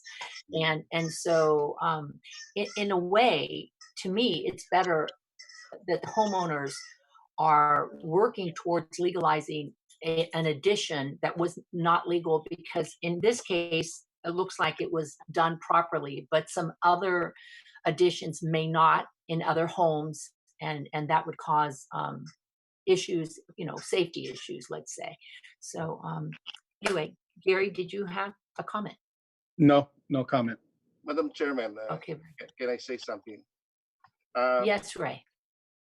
The Planning Commission is supposed to be a quasi-judicial body, which we recommend to the city council for approval. We are here for the general welfare, general interest of the people. Because anything happens after probably 10 years, people there will just sue the government. It's always the government that's to be blamed. That's why I'm saying this. I'm not trying to be panicky on this, but the point is see to it that your interest is well protected. General welfare is protected. That is why I'm saying this. Looking ahead, Absolutely. because the moment the 10 years comes and then your soil has been eroded near your house, and then you say, "Oh, why did not there was no study on this?" You know, because did you have a GUPCCs or a structural engineer look into this, or the soil engineers? That's why I'm saying this. Yeah. I'm not trying to panic you, because no. That's my concern is for the general interest and public welfare of the citizen of Daly City. That's it, Madam Chairman. And if I didn't, last thing I'll say is if I didn't purchase the house with the extension there and all I've ever known is having that room there, I wouldn't be filing for a permit to build something fresh, you know, especially knowing that it's a tedious process. You know, maybe I would add a bedroom into the garage or whatever, because there's some other circumstances, but since it's there and I have a chance to legalize it, it only makes sense to do it than to rip something down. Absolutely. I bought the house like that. Yes. I respect the coast. I grew up between the Sunset and Pacifica, and literally within 5-10 blocks from the coast. So I wouldn't want to do anything to alter it. No, I agree. Rick, nothing to say. Okay, and Velba, just before we finish up? No additional comments. Okay. So here we go. Let's go to the next step here. So number one, Tatum, do we have any? Yes, we do. Sorry. We have Appreciate 'em. three comments. So comment number 1 is from Lynn Russo, who lives in the neighborhood. And she says, I am against this use permit. I feel that it will add too much to the over-impacted parking situation. This property already puts 4 cars on the street. How many more will they add? Comment number 2 is also from Lynn Russo. So it's, I guess, an addition to the previous comment. I am against this use permit. This owner currently uses a fake construction sign to block the parking space in front of their house for themselves only, apparently. And here they are adding more than the current 4 cars they put on the street. No way. I'm against this use permit. And then the third comment is from R. Being Dilts, and he also lives in the neighborhood. And his comment is, since Daly City hasn't enforced Municipal Code 10.32.165, parking on front yard prohibited, on this street for at least 5 years, why does the Planning Commission want to add more cars to the already overburdened street parking? When is the city going to enforce its own laws? If people got tickets for parking on their lawns / off their driveways, maybe there wouldn't be as many cars in the area. Also, crowding more people in a dwelling doesn't help the social distancing we are supposed to do with COVID-19. Why do you think that zip code 94015 has the most COVID-19 cases of any zip code in San Mateo County? Overcrowding isn't healthy physically or mentally. And that is all the comments. Can I say Thank you very much. The first thing I did, and I only had a single car driveway, was file a permit before all this to extend my driveway. I have the 25% green, 75% paver stones, which allows me a second car in my driveway. I did that even before dealing with all this other stuff with the city. So I'm not taking more parking from the street. I added another parking spot in front of my house. And would just just- the Go ahead. proper process for doing that, because I processed that application for him before he even came in for the coastal development permit. So there is additional on-site parking on his property, more than there was prior to processing that application. And following current code of also it looking nice and having the 25% green out there, which is very important, because up and down my street, before they had these new parking rules, every house is just cement, and they could park 3 cars on their thing, but also it looks like crap. So excuse my language, but I followed all the rules with that before even addressing this coastal development process. Yeah, and the only thing I would say is it's not an additional room. You already had it. So Thank you. if it's already occupied, I'm just saying is in my point of view, is that if you were coming to us to build an extra room or an extra space, it may be more of an issue. But because this is it's an existing space. It's an existing building. It's being permitted, and it wouldn't mean you're going to bring. I would guess it wouldn't mean you're going to bring any more cars to the home, which is the only difference that I can see, because it's already an existing space. So we've asked all the questions. At this point, we've listened, and we do appreciate the comments from the neighborhood. So at this point, if we have no other comments from the commissioners, I'd like to have a motion to close the public hearing. So moved. Second. All in favor? Aye. Aye. Aye. Okay, so do we have a motion to adopt the findings as outlined in the staff report of May 5th? So moved. I Very second. good. Awesome. All in favor? Aye. Aye. Aye. Do we have a motion to affirm the environmental assessment as outlined? So moved. Second. All in favor? Aye. Aye. Okay, and so do we have a motion to approve use permit UPR 1019142236, a request by Ches Santini representing Vincent and Katrina O'Shea, requesting approval to legalize an existing rear yard ground floor addition and accessory dwelling unit at the existing residence located at 954 Skyline Drive. The project is in the resource protection combining district, requiring the issuance of a coastal development permit in compliance with the Daly City Local Coastal Plan. The project is categorically exempt from the California Environmental Quality Act, CEQA, under CEQA guidelines, section 15303, small construction. So now we'd like to have, well, first of all, do we have a motion? So moved. Second. All in favor? Aye. Okay, This is may the we roll have a call. roll? Yeah. Yes, ma'am. Crump, Aye.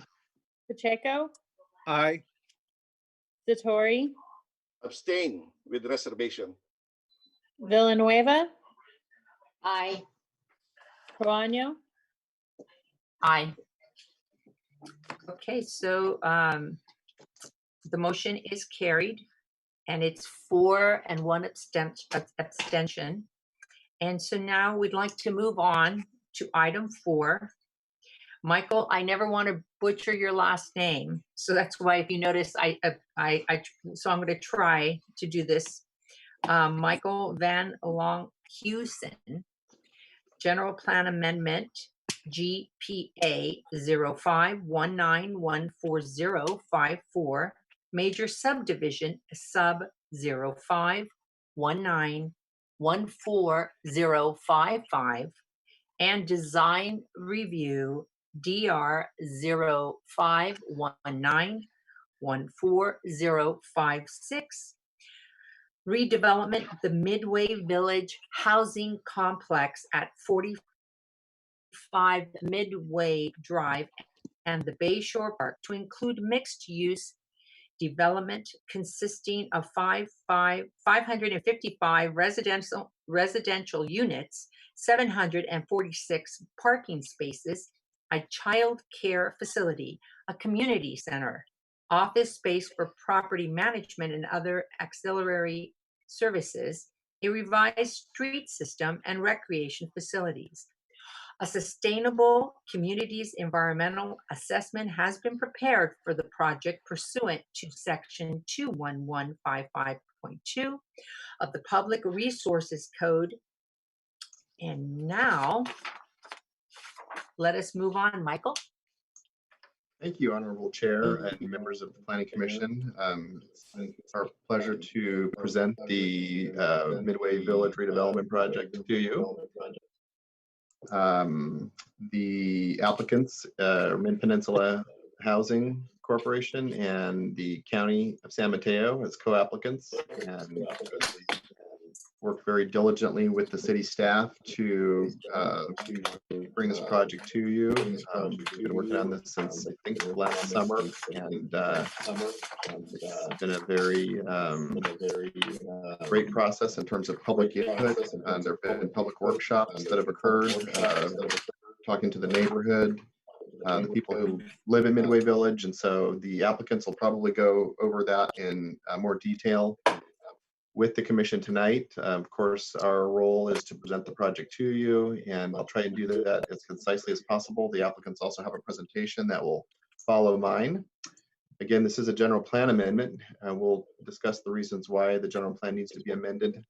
There's also a subdivision related to creating 20 townhouses on the site, as well as creating some parcels inside the site, as well as a design review for the first phase.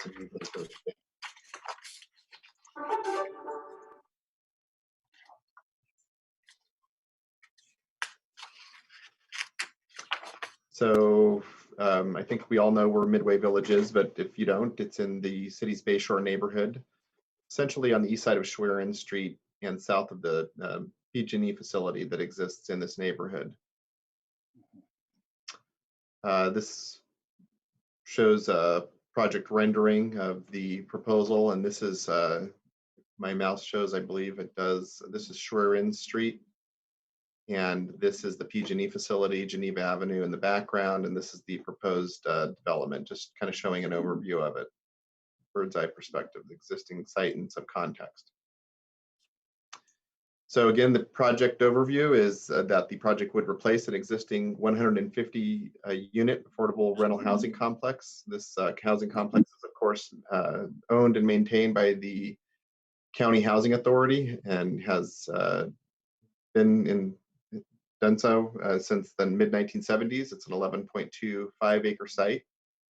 The applicants are proposing that the existing housing complex be replaced by a new mixed-use development containing 555 affordable residential units in the following configuration. So 20 for sale townhouses, and that's part of what the subdivision map is about. 49 for rent townhomes and 486 rental apartment units. Development would consist of 7 apartment buildings, 4 walk-up flat buildings, and approximately 70 townhouses in a mix of standalone and connected buildings.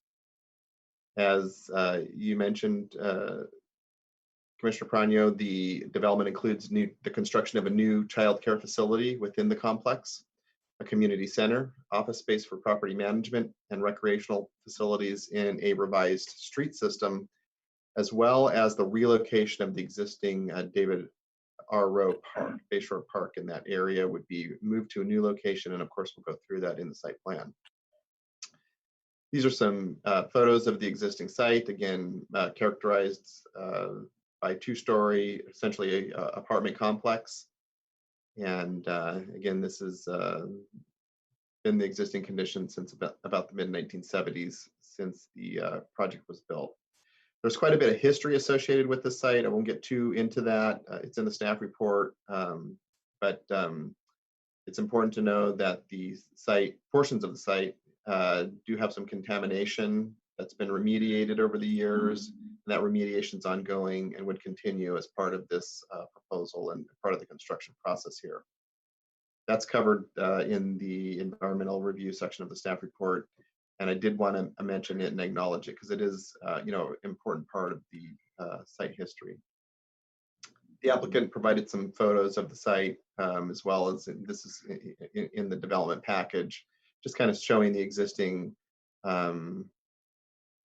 David Rowe Park conditions that exist and some of the walkways and sort of the streetscape that exists in the site today. So the application does require approval by the Planning Commission and the City Council, mostly related to the amendment of the city's general plan. The entitlements require, of course, the review under the California Environmental Quality Act. Because this is a priority development area, the project qualifies for what's called the Sustainable Communities Environmental Assessment. We call it a SKIA for short. And that document was delivered to each of you planning commissioners for your review.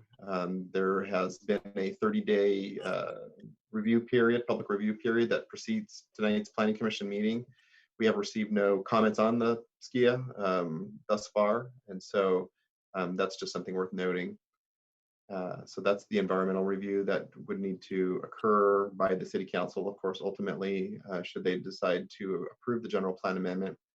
There's also a request for the major subdivision for the 20 parcels related to the townhomes that are on Martin Street. We'll go through that in the site plan. 3 parcels for the 4 rent townhomes, 5 parcels for the internal street system, as well as a parcel for the community center, and of course, a parcel that would ultimately be owned by the city of Daly City for the relocated park site. The applicant is requesting a design review approval of only phase 1 of construction tonight. and there are subsequent phases. When we'll go through this, there are different phases for this development. Those subsequent phases, and this is actually covered by the last bullet, would go to the city's design review committee, which is of course comprised of 2 city council members. So there's a streamlined review for subsequent design review, but the applicants provided some architectural concepts so that the planning commission and the city council can get a feel for how, get a feel for the architectural quality that can be expected. And of course, phase 1 would be, if the city council decided to approve it, recommended by you, the planning commission, of the phase 1 architectural.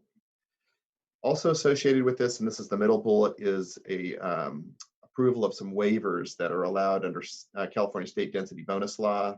And we'll go through each one of those waivers. The project's mostly conforming to the zoning ordinance. There are some areas that it does need some waivers on, and again, we will go through that in my presentation. This is the existing site plan. As the site plan shows, there's this is Schwerin Street, Martin Street. Again, most of these are 2-story buildings. The child daycare center is here. The existing developments characterized as sort of this sort of courtyard parking arrangement that's been, as you'll see, replaced by a street grid system of site planning. And that's shown here in the proposed site plan. So this is upside down from the slide you just looked at, where Schwerin Street's on the top.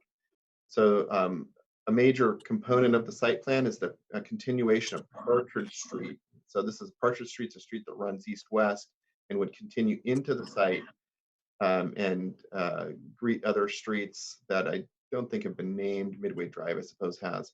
But essentially the introduction of a grid street system, as well as the introduction of parking structures.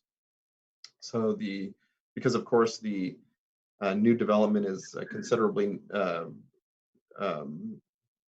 more numerous number of apartment units, 555 as opposed to 150. The project architect had to move away from street parking, or courtyard parking rather, and move to parking garages. So that's from an aesthetic and safety standpoint, that's obviously beneficial. So one of the things to note also is the provision of the townhouses at Martin Street. So at the perimeter where there's interface with the development that's under construction as part of the Toll Brothers development, there's an interface of having the townhouses next to the single family detached. So there's a transition of that. And as well as that transition also occurs at Building F, where Toll Brothers is under construction here. So that's something that's worth noting, as well as lower height buildings along Schwerin Street, of course. This is an existing neighborhood of single family detached homes. And the architects for this project have tried to ensure that the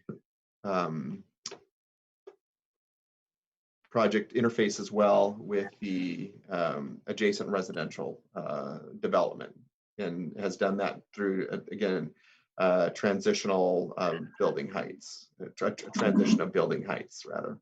So the taller buildings in the site are more central in the site, and that, I hope my mouse is showing on the screen for you, and that those are there. And this is the relocation of the park is essentially here. So this would be the new location on Schwerin Street. As we noted in the staff report, it would be closer to Bayshore Elementary School, so it's beneficial in that way, and provides just a better location in terms of having eyes on it. Of course, this is a center for community activity, recreation, and it's more accessible to the neighborhood that exists to the west of Midway Village. And so this location for Bayshore site is beneficial in many ways, and the ones I just cited are among the few. So the next slides show existing site circulation. I kind of went over this. Again, existing site circulation is served mostly by courtyards, which have been replaced again by a traditional grid street system, the extension of Partridge Street here, New Street B here. And these streets, and they're private streets, it should be noted, serve parking garages that are inside the project. This shows vehicular access. So the new streets within the project would also provide on-street parking. As we'll discuss, the project actually meets the city's parking regulations. And I say actually, because a lot of times projects that are this large come to us and they don't meet the parking regulations. But there are parking studies that support the reasons why they might not do that. This project actually does meet all the zoning regulations for parking. The Planning Commission should note that there are parking reductions that are allowed for affordable housing, and we'll go through that. We have a slide on that. So again, on-street parking arrangement, if there's any need to go into any detail that the Planning Commission would like to do, we can do that. This was included in your staff report and the attachment B, I believe. This slide shows the provision of enclosed off-street parking. So these are the parking garages. So probably of note to the Planning Commission, again, this project would be implemented in phases. And as noted in the staff report, the idea of constructing it in phases is so that the existing residents of Midway Village have as least disruption to their lives as possible. And so the applicants have proposed building, constructing in portions of the site that are not developed, and then moving residents into the newly developed site, and then so that the units that they live in would be demolished and they'd already have their new unit. So they'd be moved into a new location. And so that's the concept. And one of the first phases of construction is the construction of, I believe it's building A here that my mouse is hovering over, and that provides 147 units of apartment units and 381 parking spaces. So right off the bat, and that's the phase one that the Planning Commission would be recommending to the City Council should it choose to do so tonight. So the architecture of this, and this is phase one, would be part of that recommendation. This slide shows bicycle parking. Of course, you know, the anticipation that bicycling will be a widely used form of transportation in the future. The project architects have paid very close attention to making sure that ample bicycle parking is provided to the future residents of Midway Village. So this is the vehicular parking overview, and we put this slide together just to illustrate how the project meets parking. The residential requirement for, and on the left side is the number of studio units, 1-bedroom units, and 2+ bedroom units, and how many parking spaces they require. The 89, 128, 654, when they're added together and they're reduced by 25%, the zoning ordinance allows for affordable housing, non-age restricted, a 25% reduction, to a total of 653 parking spaces are required. Part of the development proposal is to have age-restricted affordable units, and there's a very steep reduction allocated or allowed for that in the zoning ordinance, 75%. So when we take a look at the number of units, 3 studio, 31 1-bedroom units, and we add together the number of parking spaces, of course, 3 and 47 or 50. And when we apply the 75% reduction to that, only 13 spaces are required for age-restricted affordable units. And parking reductions such as this are pretty steep, but they're actually supported in data that show that, you know, older folks tend to drive less, it's true, and people who do live in affordable housing do also tend to have a lower rate of car ownership. So the zoning ordinance reductions are supported in data, and at any rate, the 653 and 13 together equate to 666 parking spaces, and that is what the project is proposing. The 666 does not include the parking. The relocation of David R. Road Park would provide its own parking. The city, it's probably maybe a good time to mention, although we do have some open space slides, has not designed that parking lot yet, but when the time comes for us to do that, we'll ensure, of course, that ample parking is required given the anticipated usage of that park, Also, townhouses fronting Martin Street would provide 2 parking spaces per unit, as we typically require for a single family residential. So that's the parking overview. This is the demolition plan that we wanted to share with you. Demolition would be completed in 5 different phases. I won't get too far into the weeds on this, and if you have any questions about demolition, the applicants, of course, are in the meeting tonight and can answer any questions about that. They're far more knowledgeable than I am about the exact intricacies of the demolition plan, but essentially demolition would occur in stages, and moving people would occur in 4 stages, moving folks into the new units. And it's again been a primary objective of the applicants, the county and Mid-Penn, to ensure that the lives of existing Midway Village residents are disrupted as least as possibly can be done. And of course, it's a large construction site. So, but what we mean by that is that they'll always have their unit on site. There won't be any need to relocate them off site. And again, if there's any questions about that, applicants can address that. So this is the construction plan, of course, also done in phases. So looking at this building A and building A2, the architecture of these buildings is what the Planning Commission would be recommending to the City Council. So we'll be taking a look at that in this presentation. So that would be constructed first. Again, 147 apartments, 381 parking spaces inside building A and A. The parking spaces are inside this parking garage A inside building A, and I believe the 147 apartments are between A and A2, building A2. So that would be first, and then subsequent phases would follow. Buildings B and B2, building D, and then lastly, it looks like phase 4 is in these sort of teal blue colored buildings adjacent to Martin Street. So that's the phasing of construction. And of course, at some point, the park would be relocated here. You may have noticed conditions of approval issued by the engineering division require that the park be basically graded, utility step to it. So it'd be left in a condition where the city can come in and actually build a park. And that's something that the city and the county and Mid-Penn have worked hard on, making sure that we have a park site that's actually something that we can build a park on.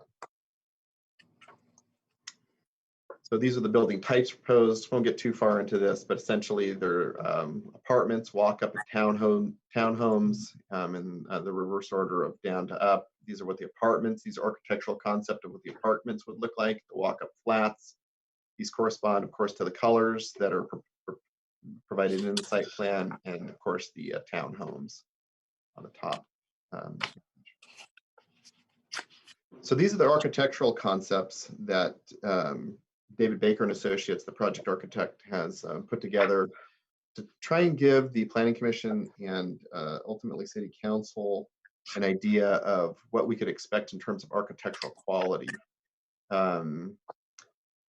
Baker and Associates is a very reputable architectural firm. They put together a very nice palette of architectural concepts. We believe that these are various projects from around the Bay Area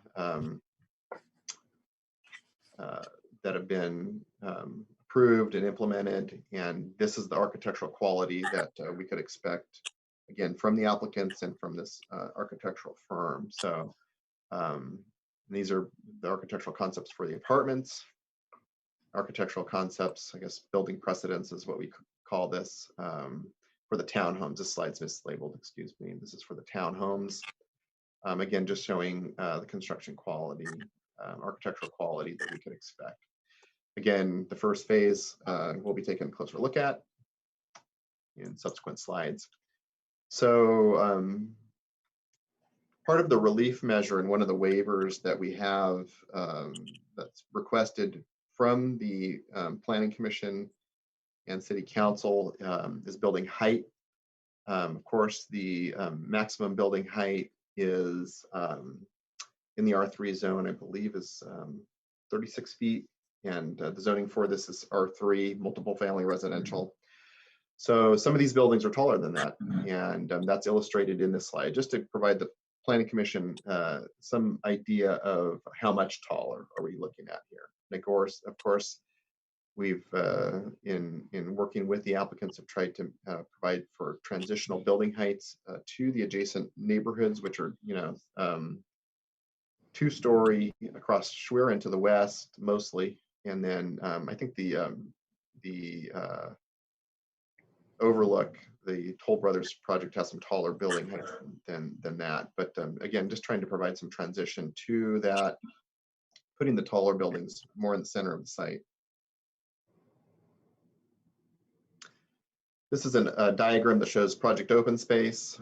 There are a number of corridors and open space areas. There's a community center here, open space associated with that.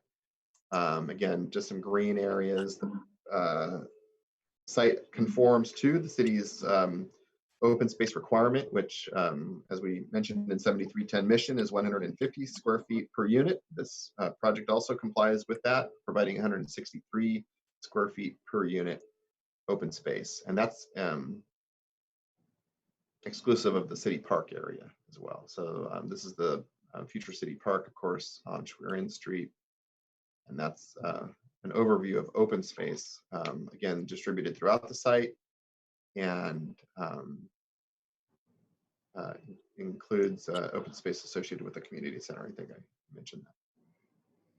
This is the landscape site plan, just to provide a little bit more detail of what those open space areas might look like. And we wanted to put these two slides right next to each other so that the Planning Commission could see what the different courtyards might be, play spaces for children.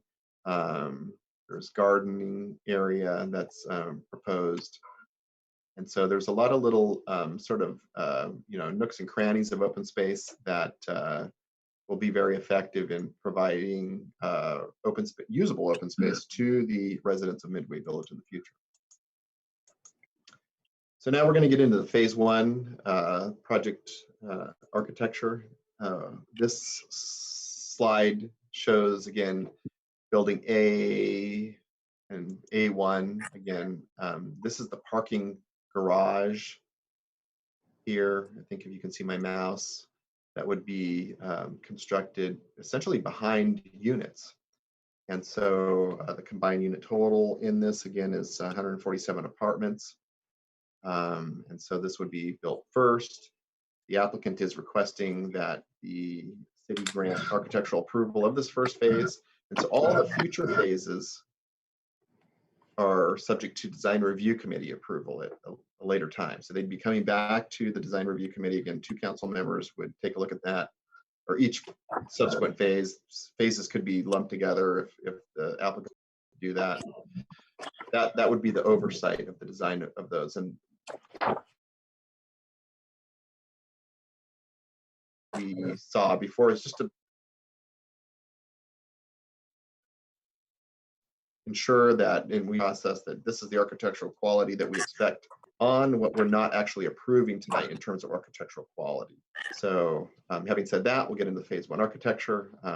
The project architect, David Baker and Associates, provided some project renderings. So I'm not going to show you elevations. The renderings actually communicate more effectively the type of quality of building architecture that we would see here. And again, high quality, contemporary style buildings, varied use of color.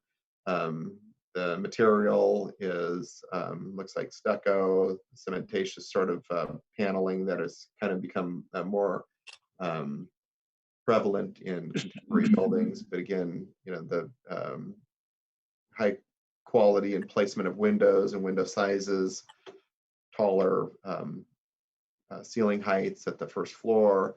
This sort of architectural concept is what we're hoping for, and the applicants have provided. And here's a rendering that shows, I believe this is building A. This is the building that would have the parking garage located kind of within it, behind it. But the residents would actually see, of course, this these apartments at the outside and the parking behind. So again, kind of this use of windows and different scoring of the building, as well as color and varied material, lap type siding material, and taller first floor plate heights, it looks like, provide good architectural relief and a high quality building design. Here's just another rendering. I think this is probably building A1 looking to the northeast, probably. Also gives the Planning Commission an idea of the landscape features that would be incorporated into the project. Use of, a bollard system and landscaping to try and provide sort of a softer edge between the vehicular circulation, and the open space areas that the project provides. So this is kind of a good rendering that kind of shows some of the play areas too, proximity to the building. Looks like we have some balconies to provide some articulation, exterior staircases enclosed in this type of visually permeable, and this helps with the security and allows for light to enter into these. It looks like an exterior stairwell there. This is the same architecture as it would be viewed from the city park. I believe we're looking at building A1 here, looking to the south. This is another project rendering looking upslope. So to conclude on, the Planning Commission would be making a recommendation on the architecture of building A and A1 here. And this is the entirety of the proposal shown in my mouse outline here. Relocated city park would not be one big soccer field like that. This is just for concept. This is the child care center here. Schwerian Street, just to provide some context. Martin. Toll Brothers overlook in the background.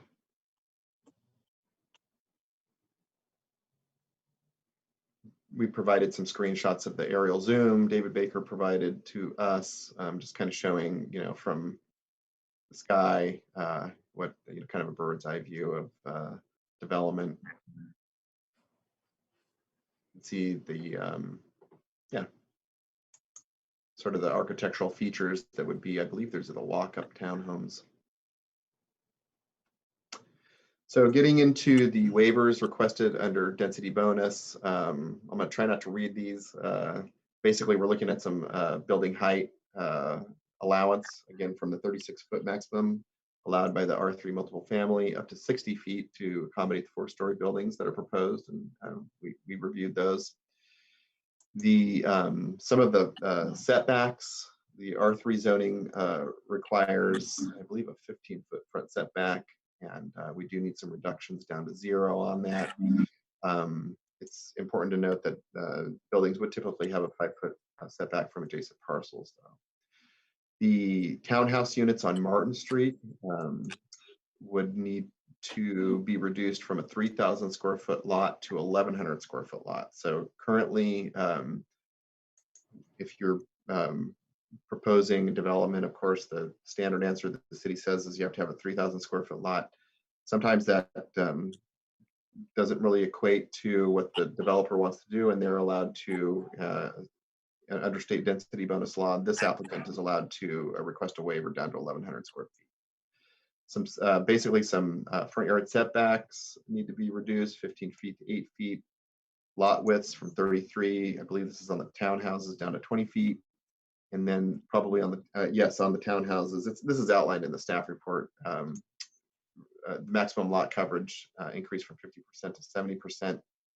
And then some other height reduction or height allowances from 30 feet to 55 feet. Again, I believe these are on the townhouses on Martin Street. This slide covers what the general plan amendment and zoning are and what they need to be to implement the project. So the entirety of this site is zoned. This is actually moving up from the bottom bullet, excuse me. The entirety of the zoning is R3. So the zoning actually allows 1 unit per 500 square feet on the project site. So if we went strictly by zoning, and of course the general plan actually takes precedence over zoning, but there is an allowance of over 1,000 units here. But again, there is a general plan maximum. Going to the, sorry to skip around, going back to the first bullet, there's a 587 unit cap based on the 50 units per acre that is identified for the residential high density general plan designation attributable to the site. So they propose, the applicants propose 555, 587 are proposed, so they haven't gotten quite all the way to the maximum, but pretty close.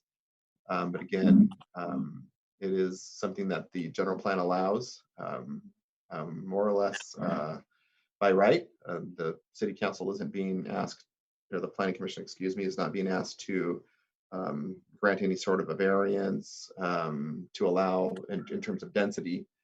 And so the number of units conforms to the general plan allowance. The relocation of David R. Rowe Park does require also a general plan, or does require this is actually the reason for the general plan amendment, because of the location of the park is moving. So currently the park is designated PP, public park, and there's residential proposed in the site plan there, and where the park is moving is designated residential high density. So there's effectively a switch, and that's why the general plan amendment is necessary. And that's what essentially triggers the need for the CEQA review and triggers the need for the project to be before you, in addition to the subdivision map. So essentially, that's in a nutshell. General plan amendment is required. There are no zoning amendments required as part of this proposal. Zoning's R3, and again allows the development with the waivers that were identified in the previous slide. Again, the subdivision map I described previously, allowing for the 20 townhouses here along Martin Street, and there are also a variety of lots that would be created for, I believe, financing purposes. The applicant can answer that if the planning commission needs more information as to why there's different lots, but essentially the community center and child development center would sit on a separate parcel than some of the other apartment buildings. And of course, the townhouses would each be situated on their own property. And so that's the subdivision map that the planning commission would be recommending to the city council. There are findings associated with the subdivision. We won't go into these. They're outlined in the staff report. The application meets all of the findings that are required for creating a residential subdivision. As I mentioned previously, and this has been quite a body of work by Stantec, the environmental consultant who prepared the environmental document. This project's unique in that it qualifies for the preparation and ultimate adoption of a sustainable communities environmental assessment. There are only certain projects that qualify for this, so this project is unique in that way.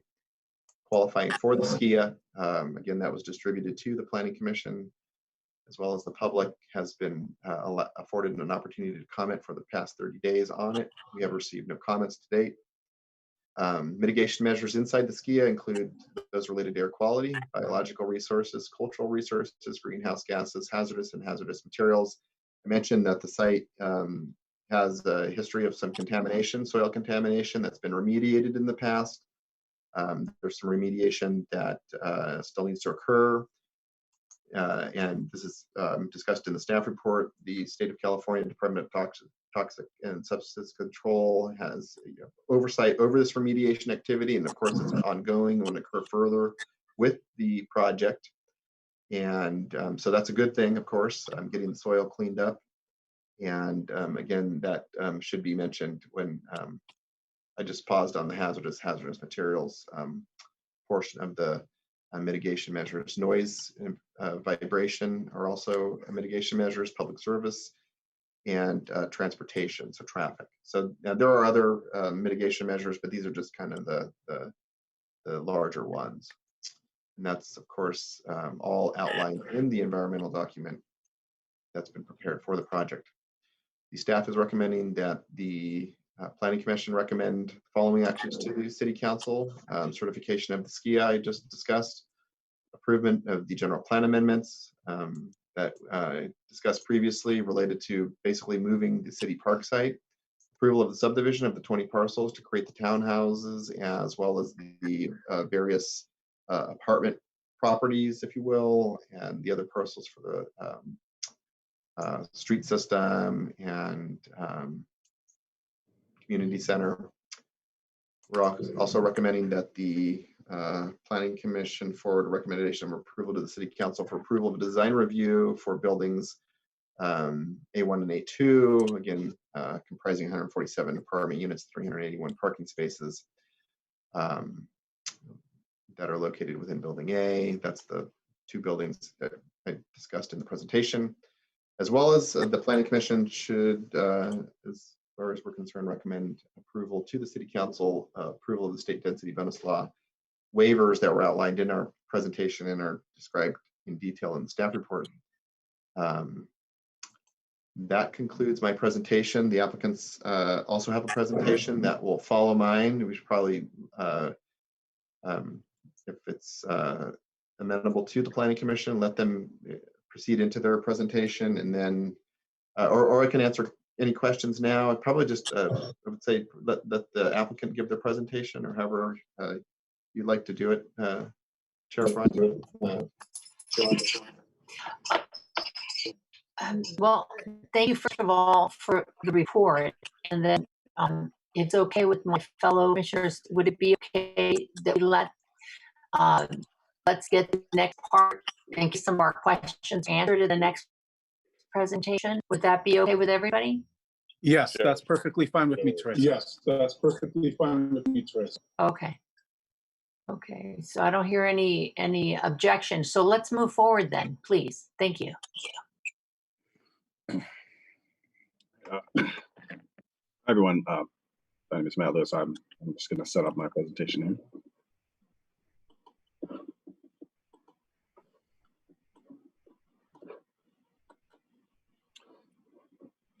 Okay, so good evening, Chair Perano and commissioners. Can everybody hear me okay?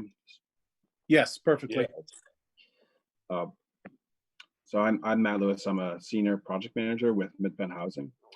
I first want to thank Michael and Tatum and the rest of the staff of the city of Daly City for all their hard work throughout, and especially during these challenging times. And I also want to thank the Planning Commission for accommodating us with this virtual meeting. I have a few other team members with me here that I want to introduce, and they're here to answer your questions as well. So my colleagues at Mid-Penn include Director of Development Abby Potlori and Chief Real Estate Development Officer Jane Lindenthal. And then we also have Daniel Simons from David Baker Architects and Brett Walensky with Transportation Consultants. So to start things off, these are some images very similar to what Michael presented of the current conditions at Midway Village, which in total is a 15-acre site with 50 existing apartments, a childcare center, and Bayshore Park, or David R. Rowe Park. And I'm going to let Janet Stone from the County of San Mateo tell you a little bit more about how our project came into being and our roles in it. And then I'll take you through our proposal for the master plan and the first phase design. And so with that, I'll hand it over to Janet. Oh, good evening, commissioners. Can you hear me okay? Yes, good evening. Good evening. Yes, thank you.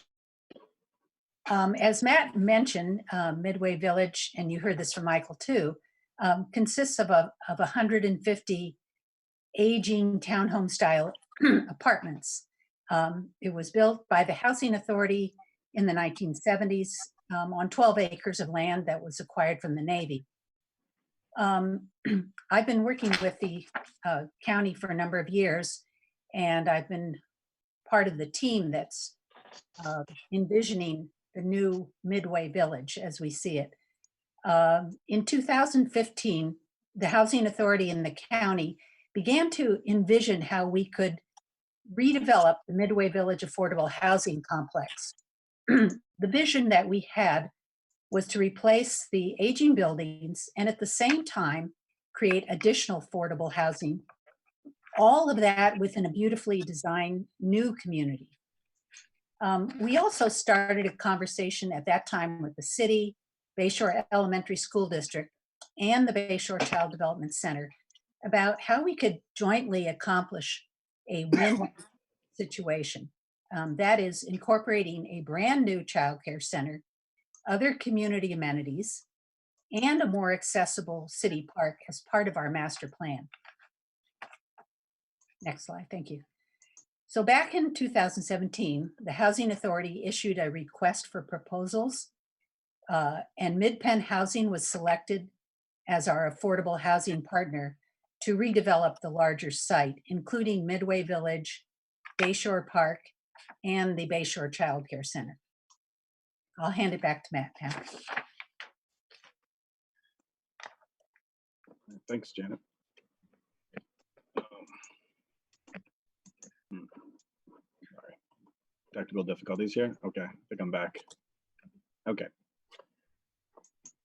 Just a little background about Mid-Penn Housing. We're a nonprofit affordable housing developer founded in 1970 and based in Foster City. We've developed over 8,000 affordable homes all around the Bay Area, with nearly 2,000 under our management in San Mateo County, including one property in Daly City, and that's Sweeney Lane Apartments, which we opened in 2017.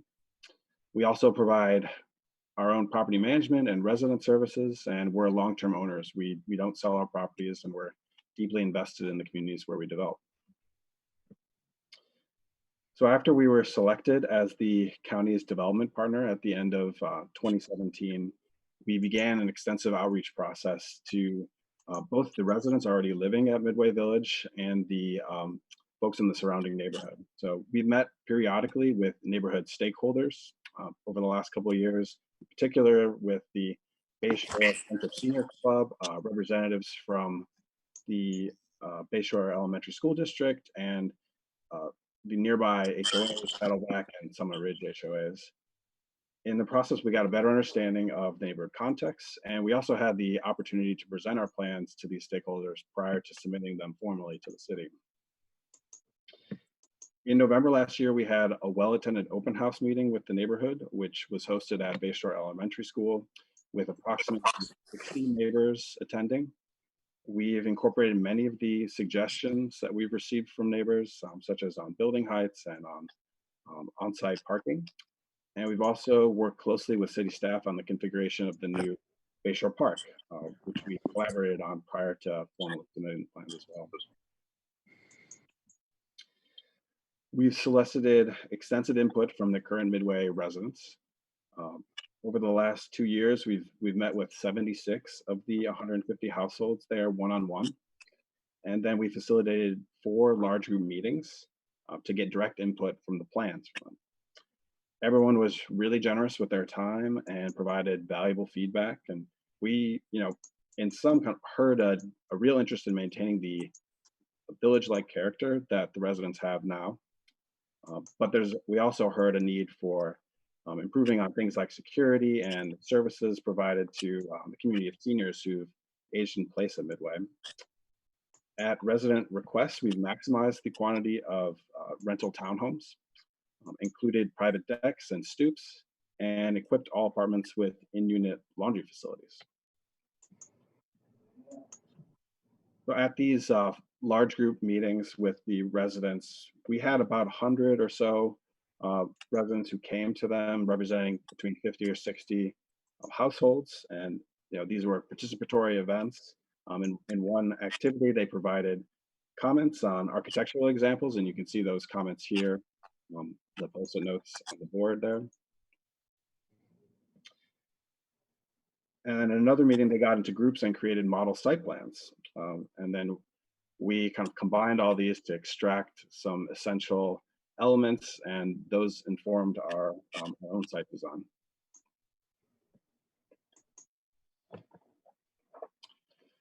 So as Michael, thoroughly explained, in our proposed site plan, we will replace the 150 existing apartments and add 385 new apartments, as well as 20 homeownership townhomes.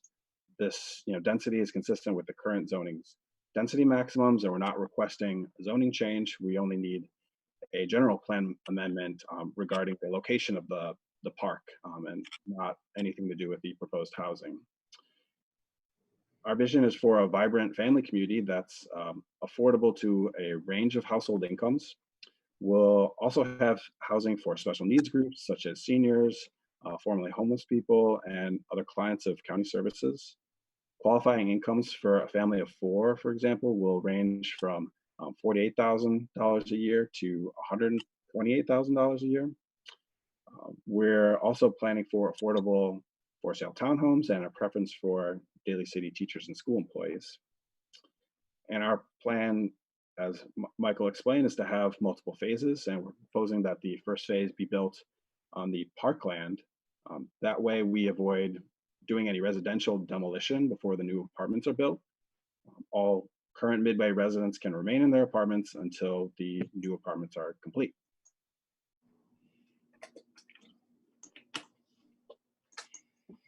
I'm going to attempt to use a new Zoom feature for myself as a spotlight. See how this goes. But our site plan includes a mix of low-scale building types and abundant open spaces. Townhomes ring the site along Martin and Schwerin streets to match the character of the surrounding neighborhood. And there are also several 3 to 4 story apartment buildings further away from the public streets. And in the lower parts of the site, such as for the phase 1 buildings, in order to avoid impacting neighbors. We'll build a brand new expanded childcare center in this part of the site, and then we'll relocate Bayshore Park to be in a more inviting place closer to Bayshore School. We'll create a central hub for residents here around a community building and a new open space. And the new street layout will make the community more walkable and less isolated from the surrounding neighborhood.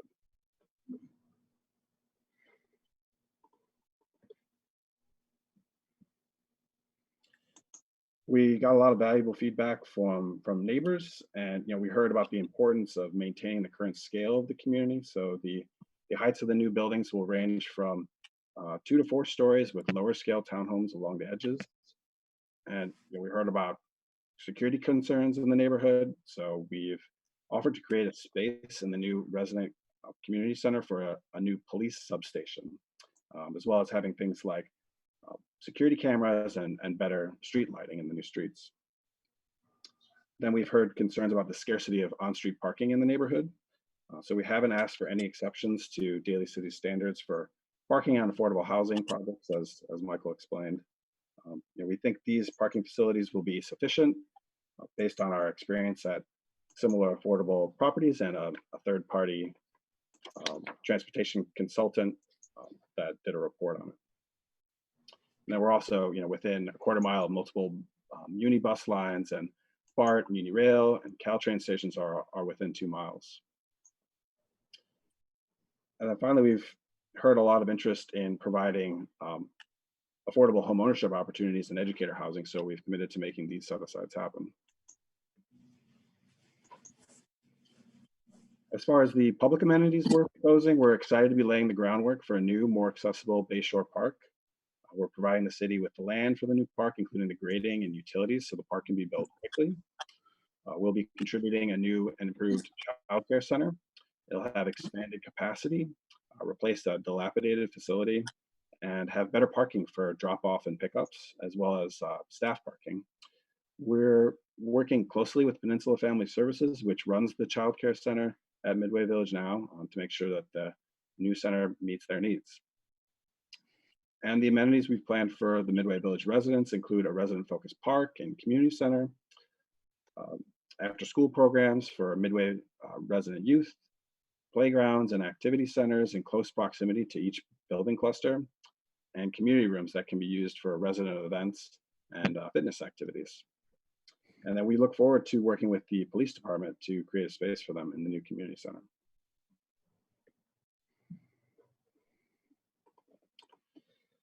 In our landscape plan, we're proposing a series of open spaces throughout the property as well as in this central hub.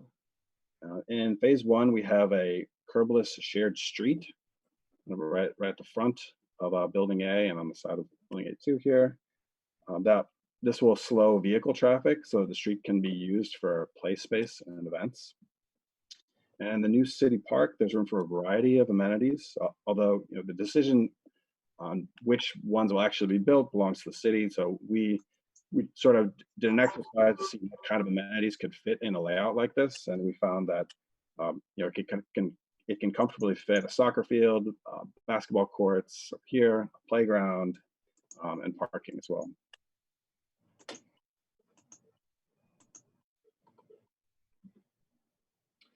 Now to transition to our design for the two buildings in phase one, which are sited on the current Bayshore Park and will not require us to demolish any existing housing. David Baker Architects has created an attractive, got ahead of myself there, attractive village scale program that's responsive to Midway Village residents and neighborhood input. So this is our floor plan for the phase one buildings. They're two 4-story buildings. And we picked this portion of the site for these taller buildings because it's at a lower elevation relative to the rest of Midway Village, and it's further away from the public streets. Residential spaces in building A conceal the large parking garage there, and we've designed the buildings to be all electric and have a large solar array and meet the qualifications for Greenpoint rated gold certification. This is a view of a prominent corner of the building with the garage, the A building, and Michael presented this as well. And what we tried to do here was kind of break down the building with different contemporary styles. So on the west side, it's broken into 4 smaller scale masses separated by courtyards. And on the north and south side, we have more of a townhome style with bay windows and stoops. And then you can see the shared street right in front of the building here. And both buildings will have lush landscape courtyards and corridors that weave indoors and out. And then building A2, which is the one that doesn't have a garage, is shown here, fronting the new park. And the focus of this building will really be a pair of classrooms that'll offer after-school programming and open onto an outdoor play area. And the after-school programming that's housed here will serve both the new residents and the residents of Midway Village now who aren't moving into this space. And this is the view down the new Partridge Street, which is going to be the central street in the development, showing the main entrance of Building A. Has accents of colored wood siding and wood slat fencing to highlight the entry and common amenities here. And with that, I'll just say that MidPen and the Housing Authority of the County of San Mateo are really excited about the opportunity to improve quality of life at Midway Village and provide critically needed affordable housing. So thank you for your time and attention, and I, along with the rest of the team, are happy to take your questions. Again, we'd like to thank everybody. It's a beautiful project, and obviously there's been a lot of planning taken and input for the residents. I think that's excellent. The only thing I would ask, I was just looking at these, I hate to keep asking about that, but in the last project, I asked the same thing. The size of the units are awfully small. My question would be, for instance, when I was looking, I have to find the page, out of 2 bedrooms, some were under the 7, they were a little over 700 square feet, some were 800 square feet. And I was trying to look at the map, I was trying to figure out how large the living, let's say the living room or the kitchen and everything else. And I was just curious, here we go, on sizes of these apartments, are they comparable to the existing units that the families are living in now? In terms of square footage, they're a little smaller. But we did make an effort to make sure that we're replacing all of the units in terms of the number of bedrooms that are going to be there for the residents who are moving from Midway Village to the new apartments. So there won't be any reduction experienced in that sense, but they are a little smaller. I don't know the exact dimensions of the apartments there now, but it was this as it's developed now, it's at a much lower density, and it's fairly typical for developments like this at higher densities to kind of conserve on residential space. We designed apartments like this quite a bit, and so we have solid design guidelines that guide us how to maximize this space and design it thoughtfully so that they're livable. And I could ask Daniel Simons, our architect, to speak to how his approach to making sure that these units are livable. Yeah, good evening. And I understand, pardon me, may I, before you, I don't mean to interrupt you, but I'm just going to point it out that way. When you explain, it'll be all at once. So when I look at your designs, I just want to say how everything's just absolutely beautiful. It's exciting to have new and brand new. But when I look at a 2-bedroom apartment that's about 800 square feet, I'm just trying to figure out how large bedrooms would be and how many beds, or do you fit a bed in a nightstand? Can you fit a dresser in there? And what is the square footage of a bedroom, and what's the square footage of a living room, space? I'm just curious is all. Yeah, I'm Daniel Simons. I'm with David Baker Architects, and I would just start out by saying that the sizes that we have here are in line with what we see for affordable housing throughout the Bay Area. So while they are definitely smaller than you might see in the existing developments that were done, when this one was done, this is very common for what we're doing now. In terms of your specific questions about the sizes, bedrooms are always a minimum of 10 by 10. So 100 square feet would be the absolute minimum. Typically, they're more like 10 by 11 or 10 by 12. Living spaces, typically we try and make them living rooms at least 11 to 12 feet wide. And then when you consider the whole living, dining, kitchen, it's usually the full depth of the unit. So let's say about 11 by 25 or so. And as Matt said, we work with MidPenn a lot. We work with lots of other nonprofits throughout the Bay Area. We design a lot of affordable housing. So we're pretty good at making every square foot count, making sure that they feel really livable and they work for families, even if they're, like I said, even if they're a little bit more compact. So making sure there's enough storage, minimizing unnecessary circulation space.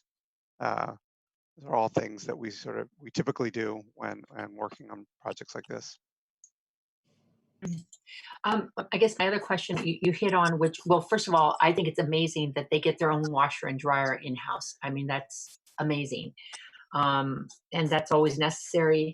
My question is on storage. When you say the storage, how much extra storage is there? I mean, there's not a lot of room for that, but are we looking at bedrooms with a regular size closet, or does the master have and how many bathrooms in a 2-bedroom? Is that just one bathroom? Whereas maybe the 3 bedrooms like 1.5 baths, or how does that work? Yeah, the 3 bedrooms have two bathrooms, and the 2 bedrooms have 1 bathroom. Mm-hmm. Typical. And when we talk about, pardon me, I'm sorry. Yeah, typical minimum closet size in like a 2nd bedroom is probably about 5 to 7 linear feet of closet. And then there's usually an additional front hall closet for each one of the units. And then, as you said, these are actually quite atypical for affordable housing in that they do have washer dryers in each one of the apartments. And that is specifically to respond to the existing resident feedback that that's something that they really value about their current living conditions. Yeah, that I'll just add that that was top of the list. You know, we did a lot of work with residents to see, you know, what they like about their apartments now and what they would like to see in the new apartments. Yeah, having in-unit laundry was, you know, the first thing that we heard, and so we made it a commitment early on to make sure that that was included in the new apartments. You know, we didn't hear as much about storage, but we are still trying to maximize, you know, the storage space within the units. And you know, we heard a lot about private open space, so we're trying to include as many balconies and stoops, especially for the residents who are moving. Right now, they do have, you know, kind of an abundance of private open space relative to kind of current standards for affordable housing. So we're doing our best to accommodate that in the new units. And the reason why I ask is because in the beginning, you know, it might not be a conversation, and then later those balconies are used. There's a storage unit out there. There's bikes. There's a whatever people. When you can't figure out where to put it, it starts going onto balconies, which you then see in the communities at some point, which was the only reason. Now with the parking, would the parking have some sort of just a car space, or would there be like a storage unit in the parking area for the units? Would there be any storage in for the units in the parking?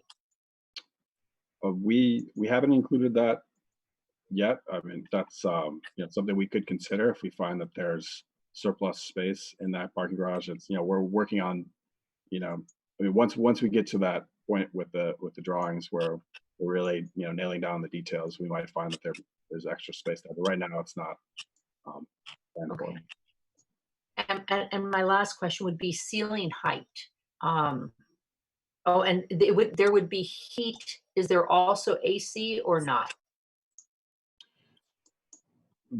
There will be AC. Right now, they don't. The apartments don't have AC, but we are planning to have AC at least in the living rooms for all of the apartments. Nice. The studios, they'll have it, you know, AC. Nice. And then the last thing was the ceiling height. Then I'll let my fellow commissioners speak. The ceiling height is, I mean, I'm going to guess standard. Yeah, so the ceiling height will typically be about 9 feet. So actually a little bit higher than some new construction. Yeah, nice. Someone, sorry, I asked a lot of questions, so I'd like to open it up to my fellow commissioners. Madam Chairman, can I say something? Yes, sir. You know, my philosophy and concept of growth and development is all about, I want to see really a housing with mixed use. And my concern here is about how much is the affordable income that you are looking? My first question. How much should be the income to avail of the so-called non-age affordable and age affordable income? Can you, Madam Chairman, can you? How much is the income? I'm happy to answer that if. Okay, go ahead. So, you know, we're the income ranges will kind of depend on the size of the family. So it kind of, there's like a sliding scale for what would qualify you for affordable housing. So for example, for a family of 4, what we're planning for now is that the, you know, qualifying incomes would range from $48,000 to $124,000 a year. So there's a pretty wide range, and you know that scale goes down, you know, if they're smaller families, and goes up for bigger families. Okay. So is it the same with non-age? Because you have the 2 qualifications here, non-age affordable income, and the other one is age affordable income. is it ranges from 48,000 to 120,000? Do I get it right? I think so. Yeah. I mean, Thank you very much. My second question is, Michael, you can answer this if you want. Did you have any consultation with the Housing and Urban Development Department about this affordable housing? This is massive, okay? Did you have any consultation? Federal? Federal or even state No. housing?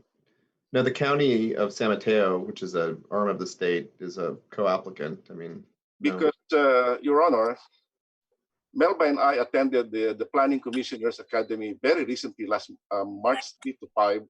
And one of the topics that we have discussed very lengthily, and everybody, all commissioners are talking about the homelessness, and something came out that Senate Bill number 50 of Senator Weiner was rejected because they say that there was a legal infirmities about some sort of a violation to the Constitution of California.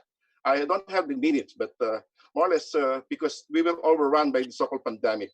The state is supposed to make some statement about this, and we were all locked down. That's why on March 5, that was the last time I heard it. So it's that's why I'm asking this, because there were so many developments coming out, because all cities are making their own plan about affordable housing. And that is why the states say there should be a uniformity. Not all can just do their thing. Just like, especially politicians, they will just say, oh, let's build more affordable housing, just to mollify them. So I'm asking this, I'm just curious, because I know we really need the housing, affordable housing, especially in the 4 major areas, regional areas in California, like Bay Area, Los Angeles, San Diego, and Sacramento areas. But I know there will be some changes of the moment this so-called lockdown or quarantine, whatever you name, stay in place, is done, and probably there are some changes. And also, I have noticed, Your Honor, that we practically tackled everything except the health issues in making housing, because there will be some changes, especially like purification of air. All housing should have that now, not just like air conditioning. But to me, purification of air is very important.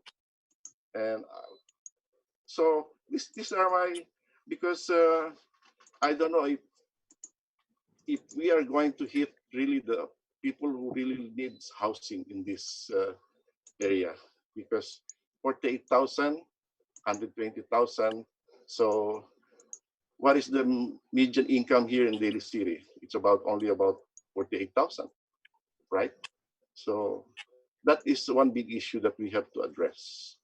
That if we really want to help those less marginalized people, then probably we can do something about it. But mind you, because what I'm saying this is that because are we on a socialized housing, or are we doing a capital market economy? This again is the cacophony of the question that we have to know, because we want this development plan to go to the city council as fine-tuned.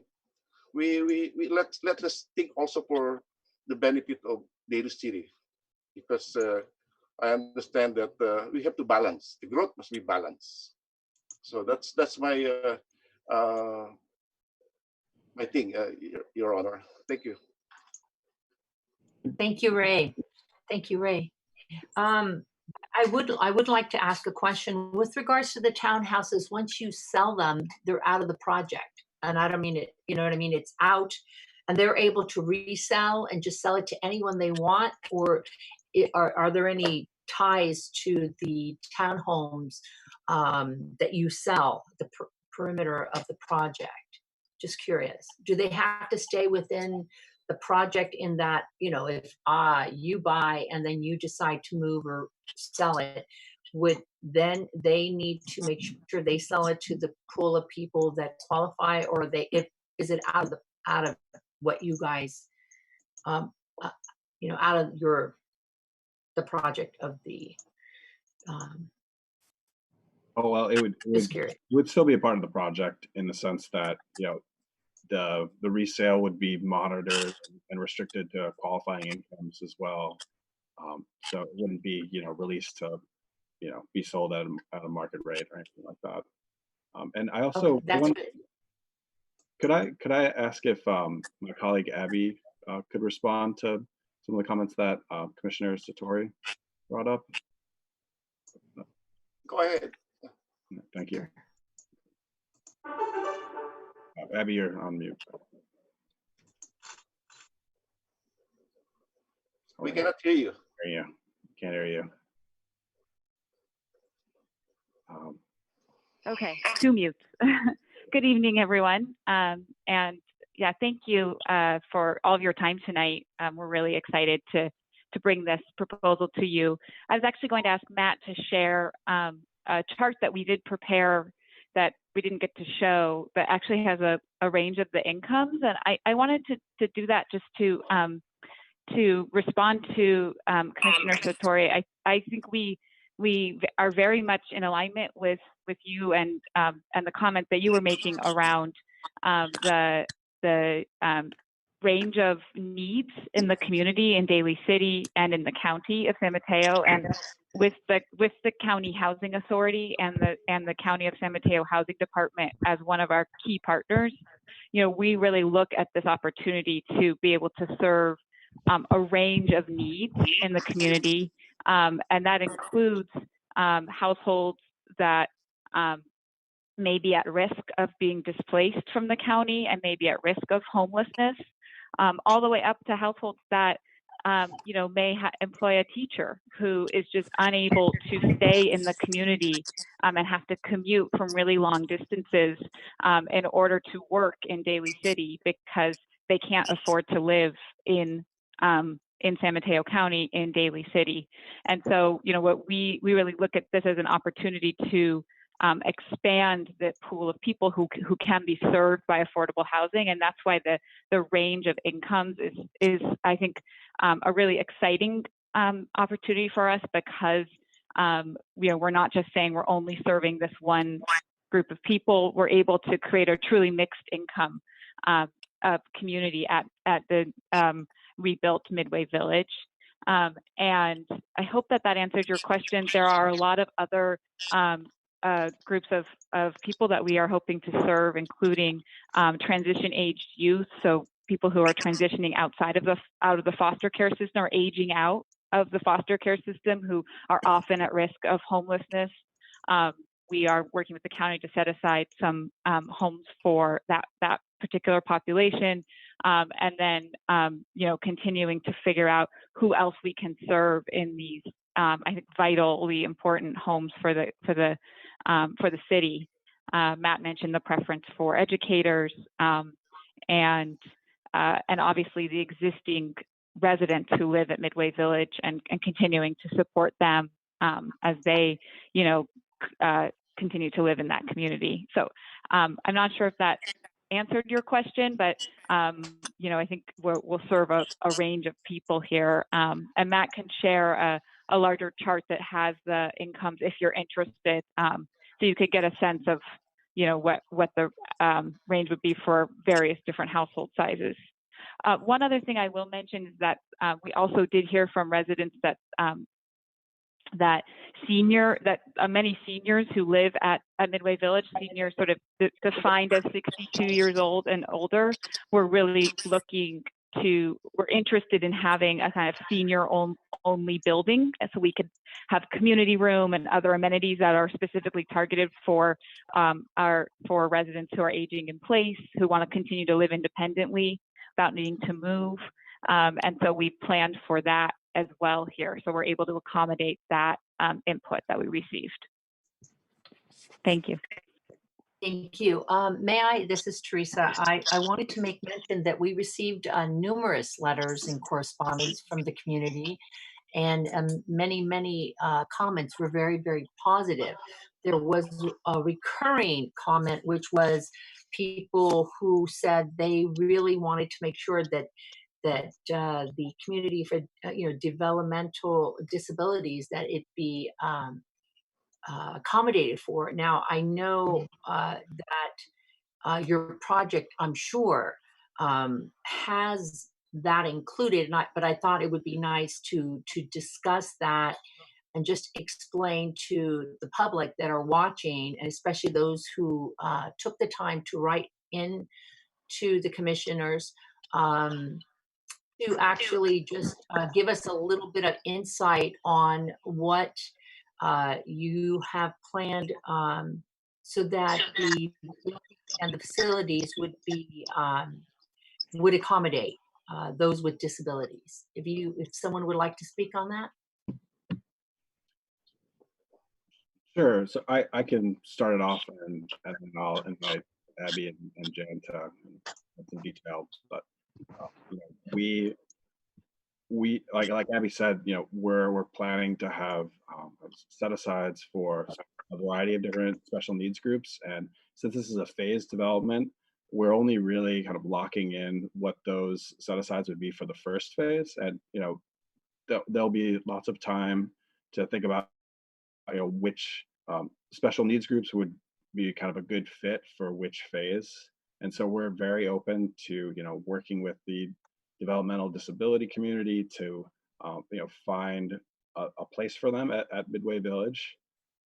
So, you know, a lot hasn't really been determined on exactly what we're going to do, you know, for each population. But, you know, we've been hearing the need for sure from Housing Choices Coalition, and you know, from the community letters, and you know, we know that there's a need out there that we need to address, and we just are, you know, going to be working with the county to find the best way to do that. I would like to say to all of you, what an amazing, beautiful project, and what a great gift to that community that are able to not be really displaced in any way, that you have accommodated and taken the time to work with the community. You know, you're all, you know, are doing a great job, and we appreciate it. I personally appreciate it. Would any of my fellow commissioners like to say or make any other comments? First, I'd like to say it is a beautiful project, and I like what I've seen so far.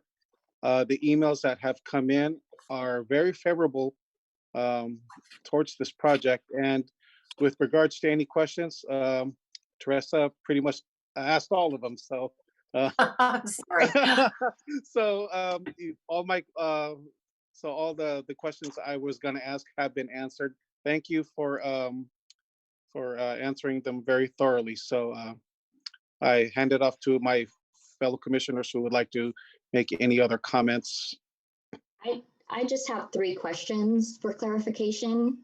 As for the street parking that you mentioned within the new project, is that exclusively for the residences and their guests? That's yeah, that's what our plan is. There'll be private streets, so yeah, we intend them, yeah, to serve the residents and the guests. Okay, and because there's now 555 units, but then the reduction in parking spaces, the assumption is that most people will be taking public transportation.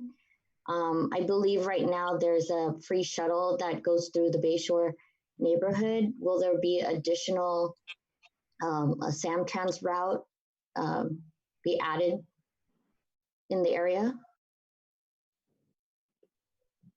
You know, I'm not sure if there will be. I mean, I think that's something that we would love to explore with Samtrans. We, you know, heard from residents that they like that shuttle and that service has been reduced over the years, and they would like to see more frequency. I think one of the conditions of approval is that we, you know, work with Samtrans to, you know, relocate the shuttle stop, or, you know, or is consider that and improve it. So we'll at least be, reaching out to them in that respect. But yeah, I think it's there's definitely a need for that. And, I think the folks who live at Midway Village, would like for a better connection to the rest of Daly City and to, things like Balboa Park, which Balboa Park BART, which that shuttle serves. Yeah, I currently live in the Bayshore area, so I definitely see there's not enough, it doesn't come often enough. So I think the residents don't utilize it. So it's just a thought. And then my last question is, I'm noticing that the garage that's being proposed, I know it's still like in schematic design, I believe. But then the walls are showing as a solid wall. And so are the residents going to be looking at a solid wall as they move through the corridor to their units, or what's the design intent for those areas, the circulation? Like perforated screens or? Yeah, so we're kind of thinking about how to make sure that is an attractive space. I mean, we're concealing the garage, and so we are looking at maybe having like trellises with vegetation kind of going up it to conceal it, and that would be sort of in the outdoor portions of that corridor, and then the corridors kind of weave in and out, so they provide kind of a relief and a chance to take in a view as they go outside, and then they come back in. There's less of that, but we'll be,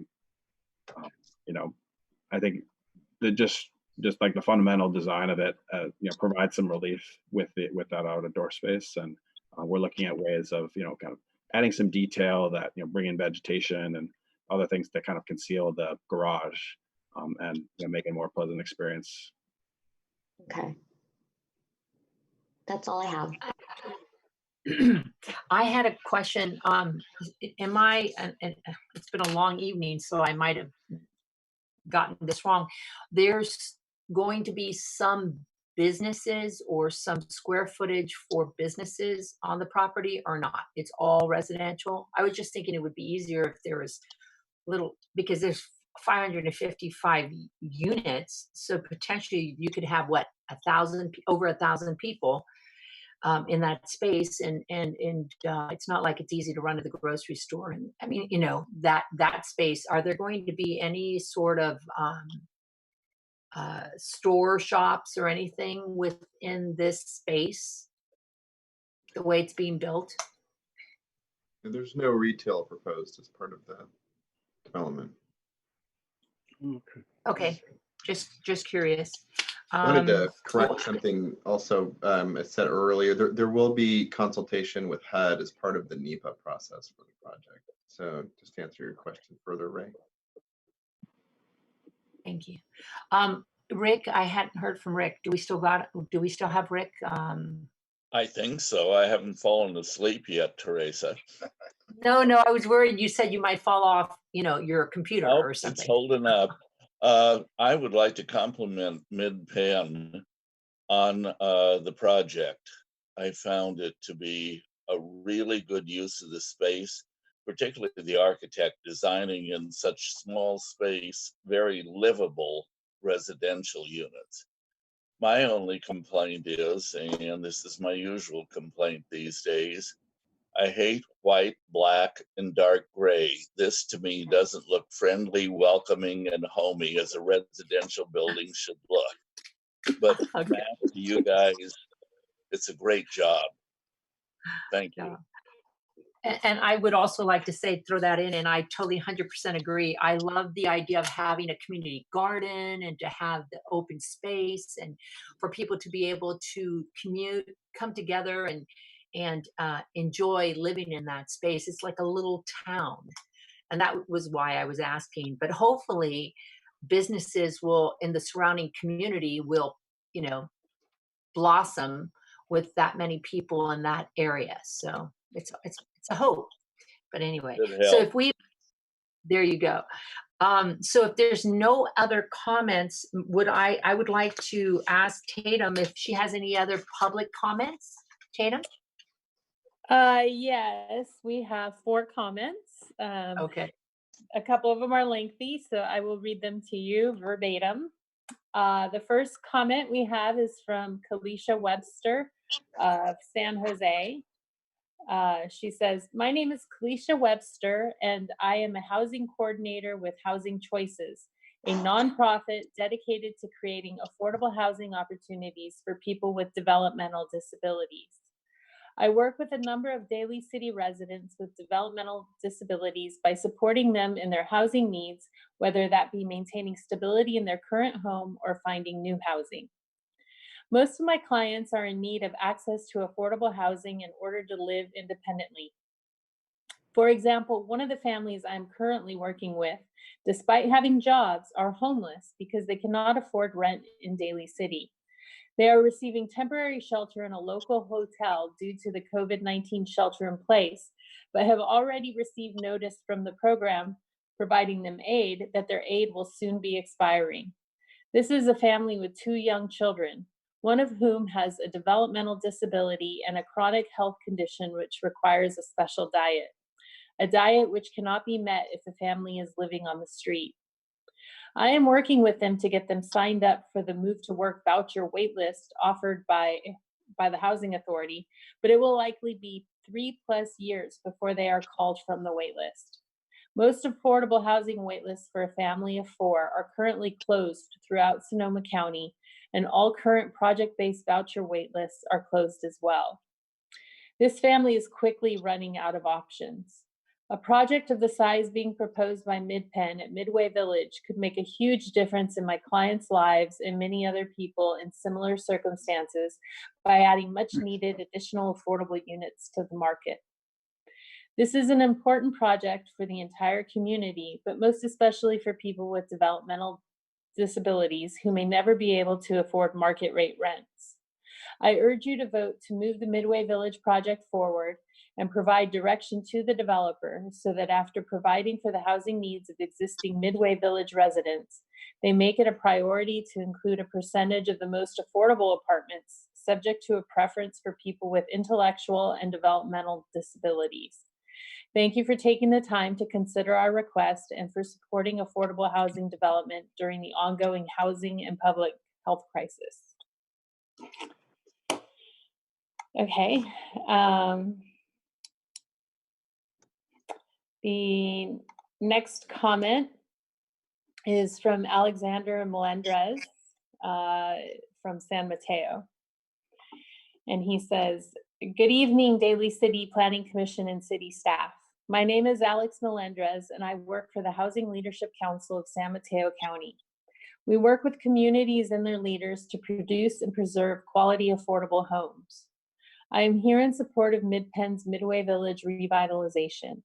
What you have before you is a rare and historic opportunity to both produce and preserve 555 quality, affordable homes for the city of Daly City. Every home has a name, a face, a family, and a story. The housing crisis has not gone away. The time is now, and what this proposal brings is essential. During this COVID-19 health crisis, we are all learning new things about our communities. One of the things we are learning about is the immediate inequities in our society. This proposal helps create equity. We are learning how important having a secure home is for sheltering in place. This proposal creates secure shelter. We are learning how much communities stick together, support each other, and help out those who are less fortunate. This proposal also creates and supports community. By moving this proposal forward to the City Council, the Planning Commission will help create that desirable future sooner and contribute to an even more inclusive Daly City. Thank you for your leadership on this proposal. HLC looks forward to seeing it built, and we wish every single one of you good health."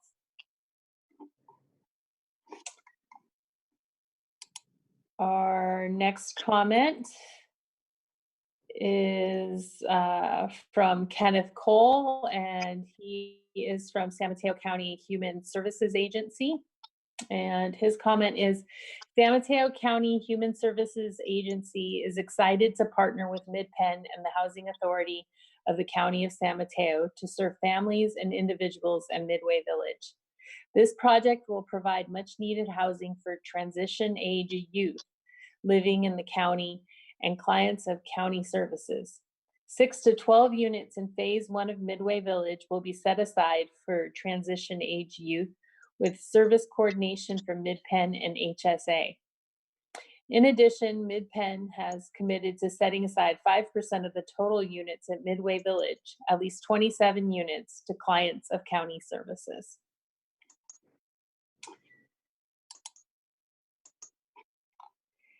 And the fourth comment is actually a duplicate of Kenneth Cole's previous comment. So it's verbatim similar. And that is all the comments. Well done. Yes, sir. Go ahead, Ray. Can I have a just point of clarification to Michael regarding your number 5 here, approval of state density bonus law development standard waiver as described in the general plan and zoning consistency section of this staff report. What do you mean by that? Are you asking what the waivers are, or why does the project qualify for that?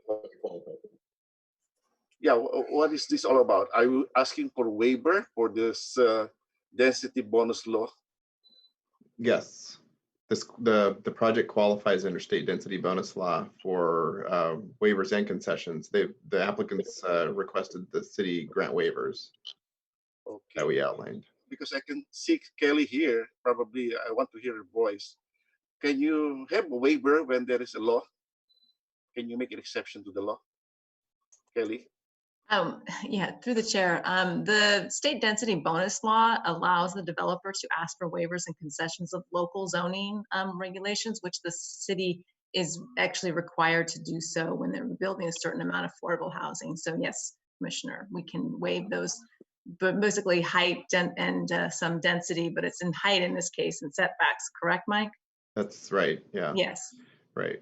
So the state law allows them to achieve the number of units the zoning actually allows. Right, and the city is actually legally required to grant such concessions under the state density law. Thank you. Okay, just for clarification. Thank you very much. Thank you. Thank you. And at this time, I'd like to thank my fellow commissioners for your thoughtfulness towards this project. I think that it's a very exciting project, and I look forward to seeing it when in its stages and when it's completed. And hopefully we do something like this somewhere else once this works out. So it's a great plan. So at this time, I wanted to make sure we have a motion to close the public comments. So that's number 1. So do I have a motion? So moved. I second. Second. Very good. All in favor? Aye. Aye. Okay, so do we have a motion to adopt the findings as outlined in the staff report of April 7th, 2020? So moved. Second. All in favor?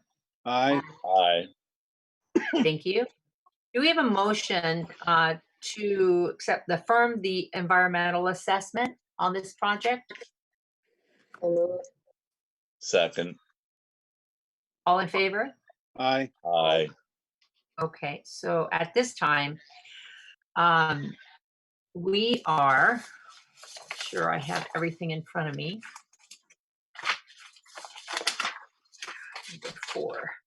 Okay, so we'd like to have a vote to approve the general plan amendment GPA 0519-14054, major subdivision sub 0519-14055, and design review DR 0519-14056, subject to the conditions outlined in the staff report of May 5th. So at this time, if we could have a vote How about a motion? Motion first, I'm sorry. So So first of all, let's, moved. thank you. Is there a second? Second.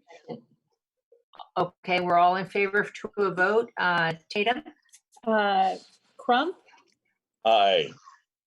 Pacheco, Aye. Satori, Yes. Villanueva, Aye. Proano. Aye. Okay. Awesome. So I think that's it, guys. Now, before we adjourn tonight, I'd like to, on behalf of all of us, to adjourn on behalf of all the essential workers that are keeping our city going, for the doctors, nurses, and hospital staff for their dedication during the pandemic. We'd like to say thank you. We'd start clapping, but it's a little late. And but it is amazing. There's so many businesses out there that are keeping us going, and appreciate it. And I appreciate all the families and the people staying home and staying in shelters. So I don't know if anyone else wants to say thank you, but I say thank you. Thank you. Thank you. Ditto.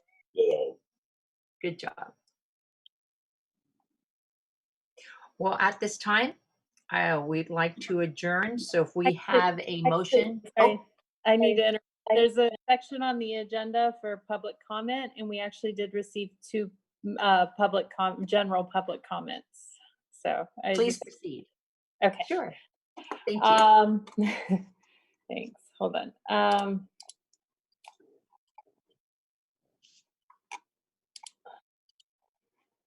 Are we adjourned? Okay. No, we have two. Not yet. There's two comments. The first comment is from Lynn Russo, who commented earlier on a couple times. She made a comment about use permit UPR 10-19-1426. She says they want to legalize illegal spaces and add another ADU. Is there that space back there? What about erosion? So that was related to a project that was already voted on.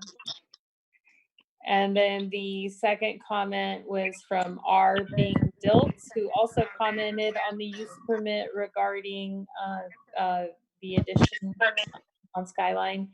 And in this particular general comment, he states, when is Daly City going to enforce Municipal Code 10.32.165, parking on front yard prohibited on Skyline Drive between Oceanside and Longview? There have been no tickets issued there for at least 5 years. And that concludes the general comments. And I would just like to quickly comment on that, and I appreciate these comments. I would ask, if you don't mind, if you could forward their concern onto the proper department with regards to the parking and that whole question that they're asking, if you don't mind, so that we pass that on to enforcement. Well, actually, and Mike can chime in, but we recently modified the regulations regarding front yard parking. I think you all recall the front yard paving. So there is some level of front yard parking that's actually permitted now, so long as they have a permit to pave their front yard in accordance with the newly adopted zoning standards. People are allowed to park in their front yard. So there wouldn't be any enforcement if they're legally parked there. But they would have, may I just ask a clarification? They would have had to have had pulled a permit and legally done it properly. They either have, if I don't recall when the ordinance passed, but we had an amnesty program. So all those who paved their front yard prior to the ordinance were grandfathered in. I see. July 1st, 2017. There you go. Well, that's the answer. Okay. Can I say something before we close the meeting? Right, please. You're cordially all invited on Mother's Day that the Filipino Buying and Resource Center and the San Mateo PhilAm Democratic Club is going to give free food especially the so-called adobo with rice. So all of you are invited. This will be on May 10 from 2 o'clock until 4 o'clock in the afternoon in front of the PBRC Center at 2121 Junipero Serra. So all of you, let us make this as a festival for all of us to beat the COVID pandemic 19. So thank you very much. Thank you, Ray. I'll see you there, Ray. Yeah, see you. Thank you. We'll see ya. We'll see you there. Thank you for the invitation. Teresa, you have to be there. Oh, absolutely. All Absolutely. right, I'll so see you there. now for the adjournment. Absolutely. So now I think everybody, if there's nothing else, I think we are ready to adjourn. Thank you kindly for, wow, it is 10:20. So good job, everybody. Be safe, stay safe, and thank you very much. We are adjourning. All right, good night, everyone. Thank you. Thank you. I'll see you Thank you. Sunday, Ray. Bye-bye. Bye.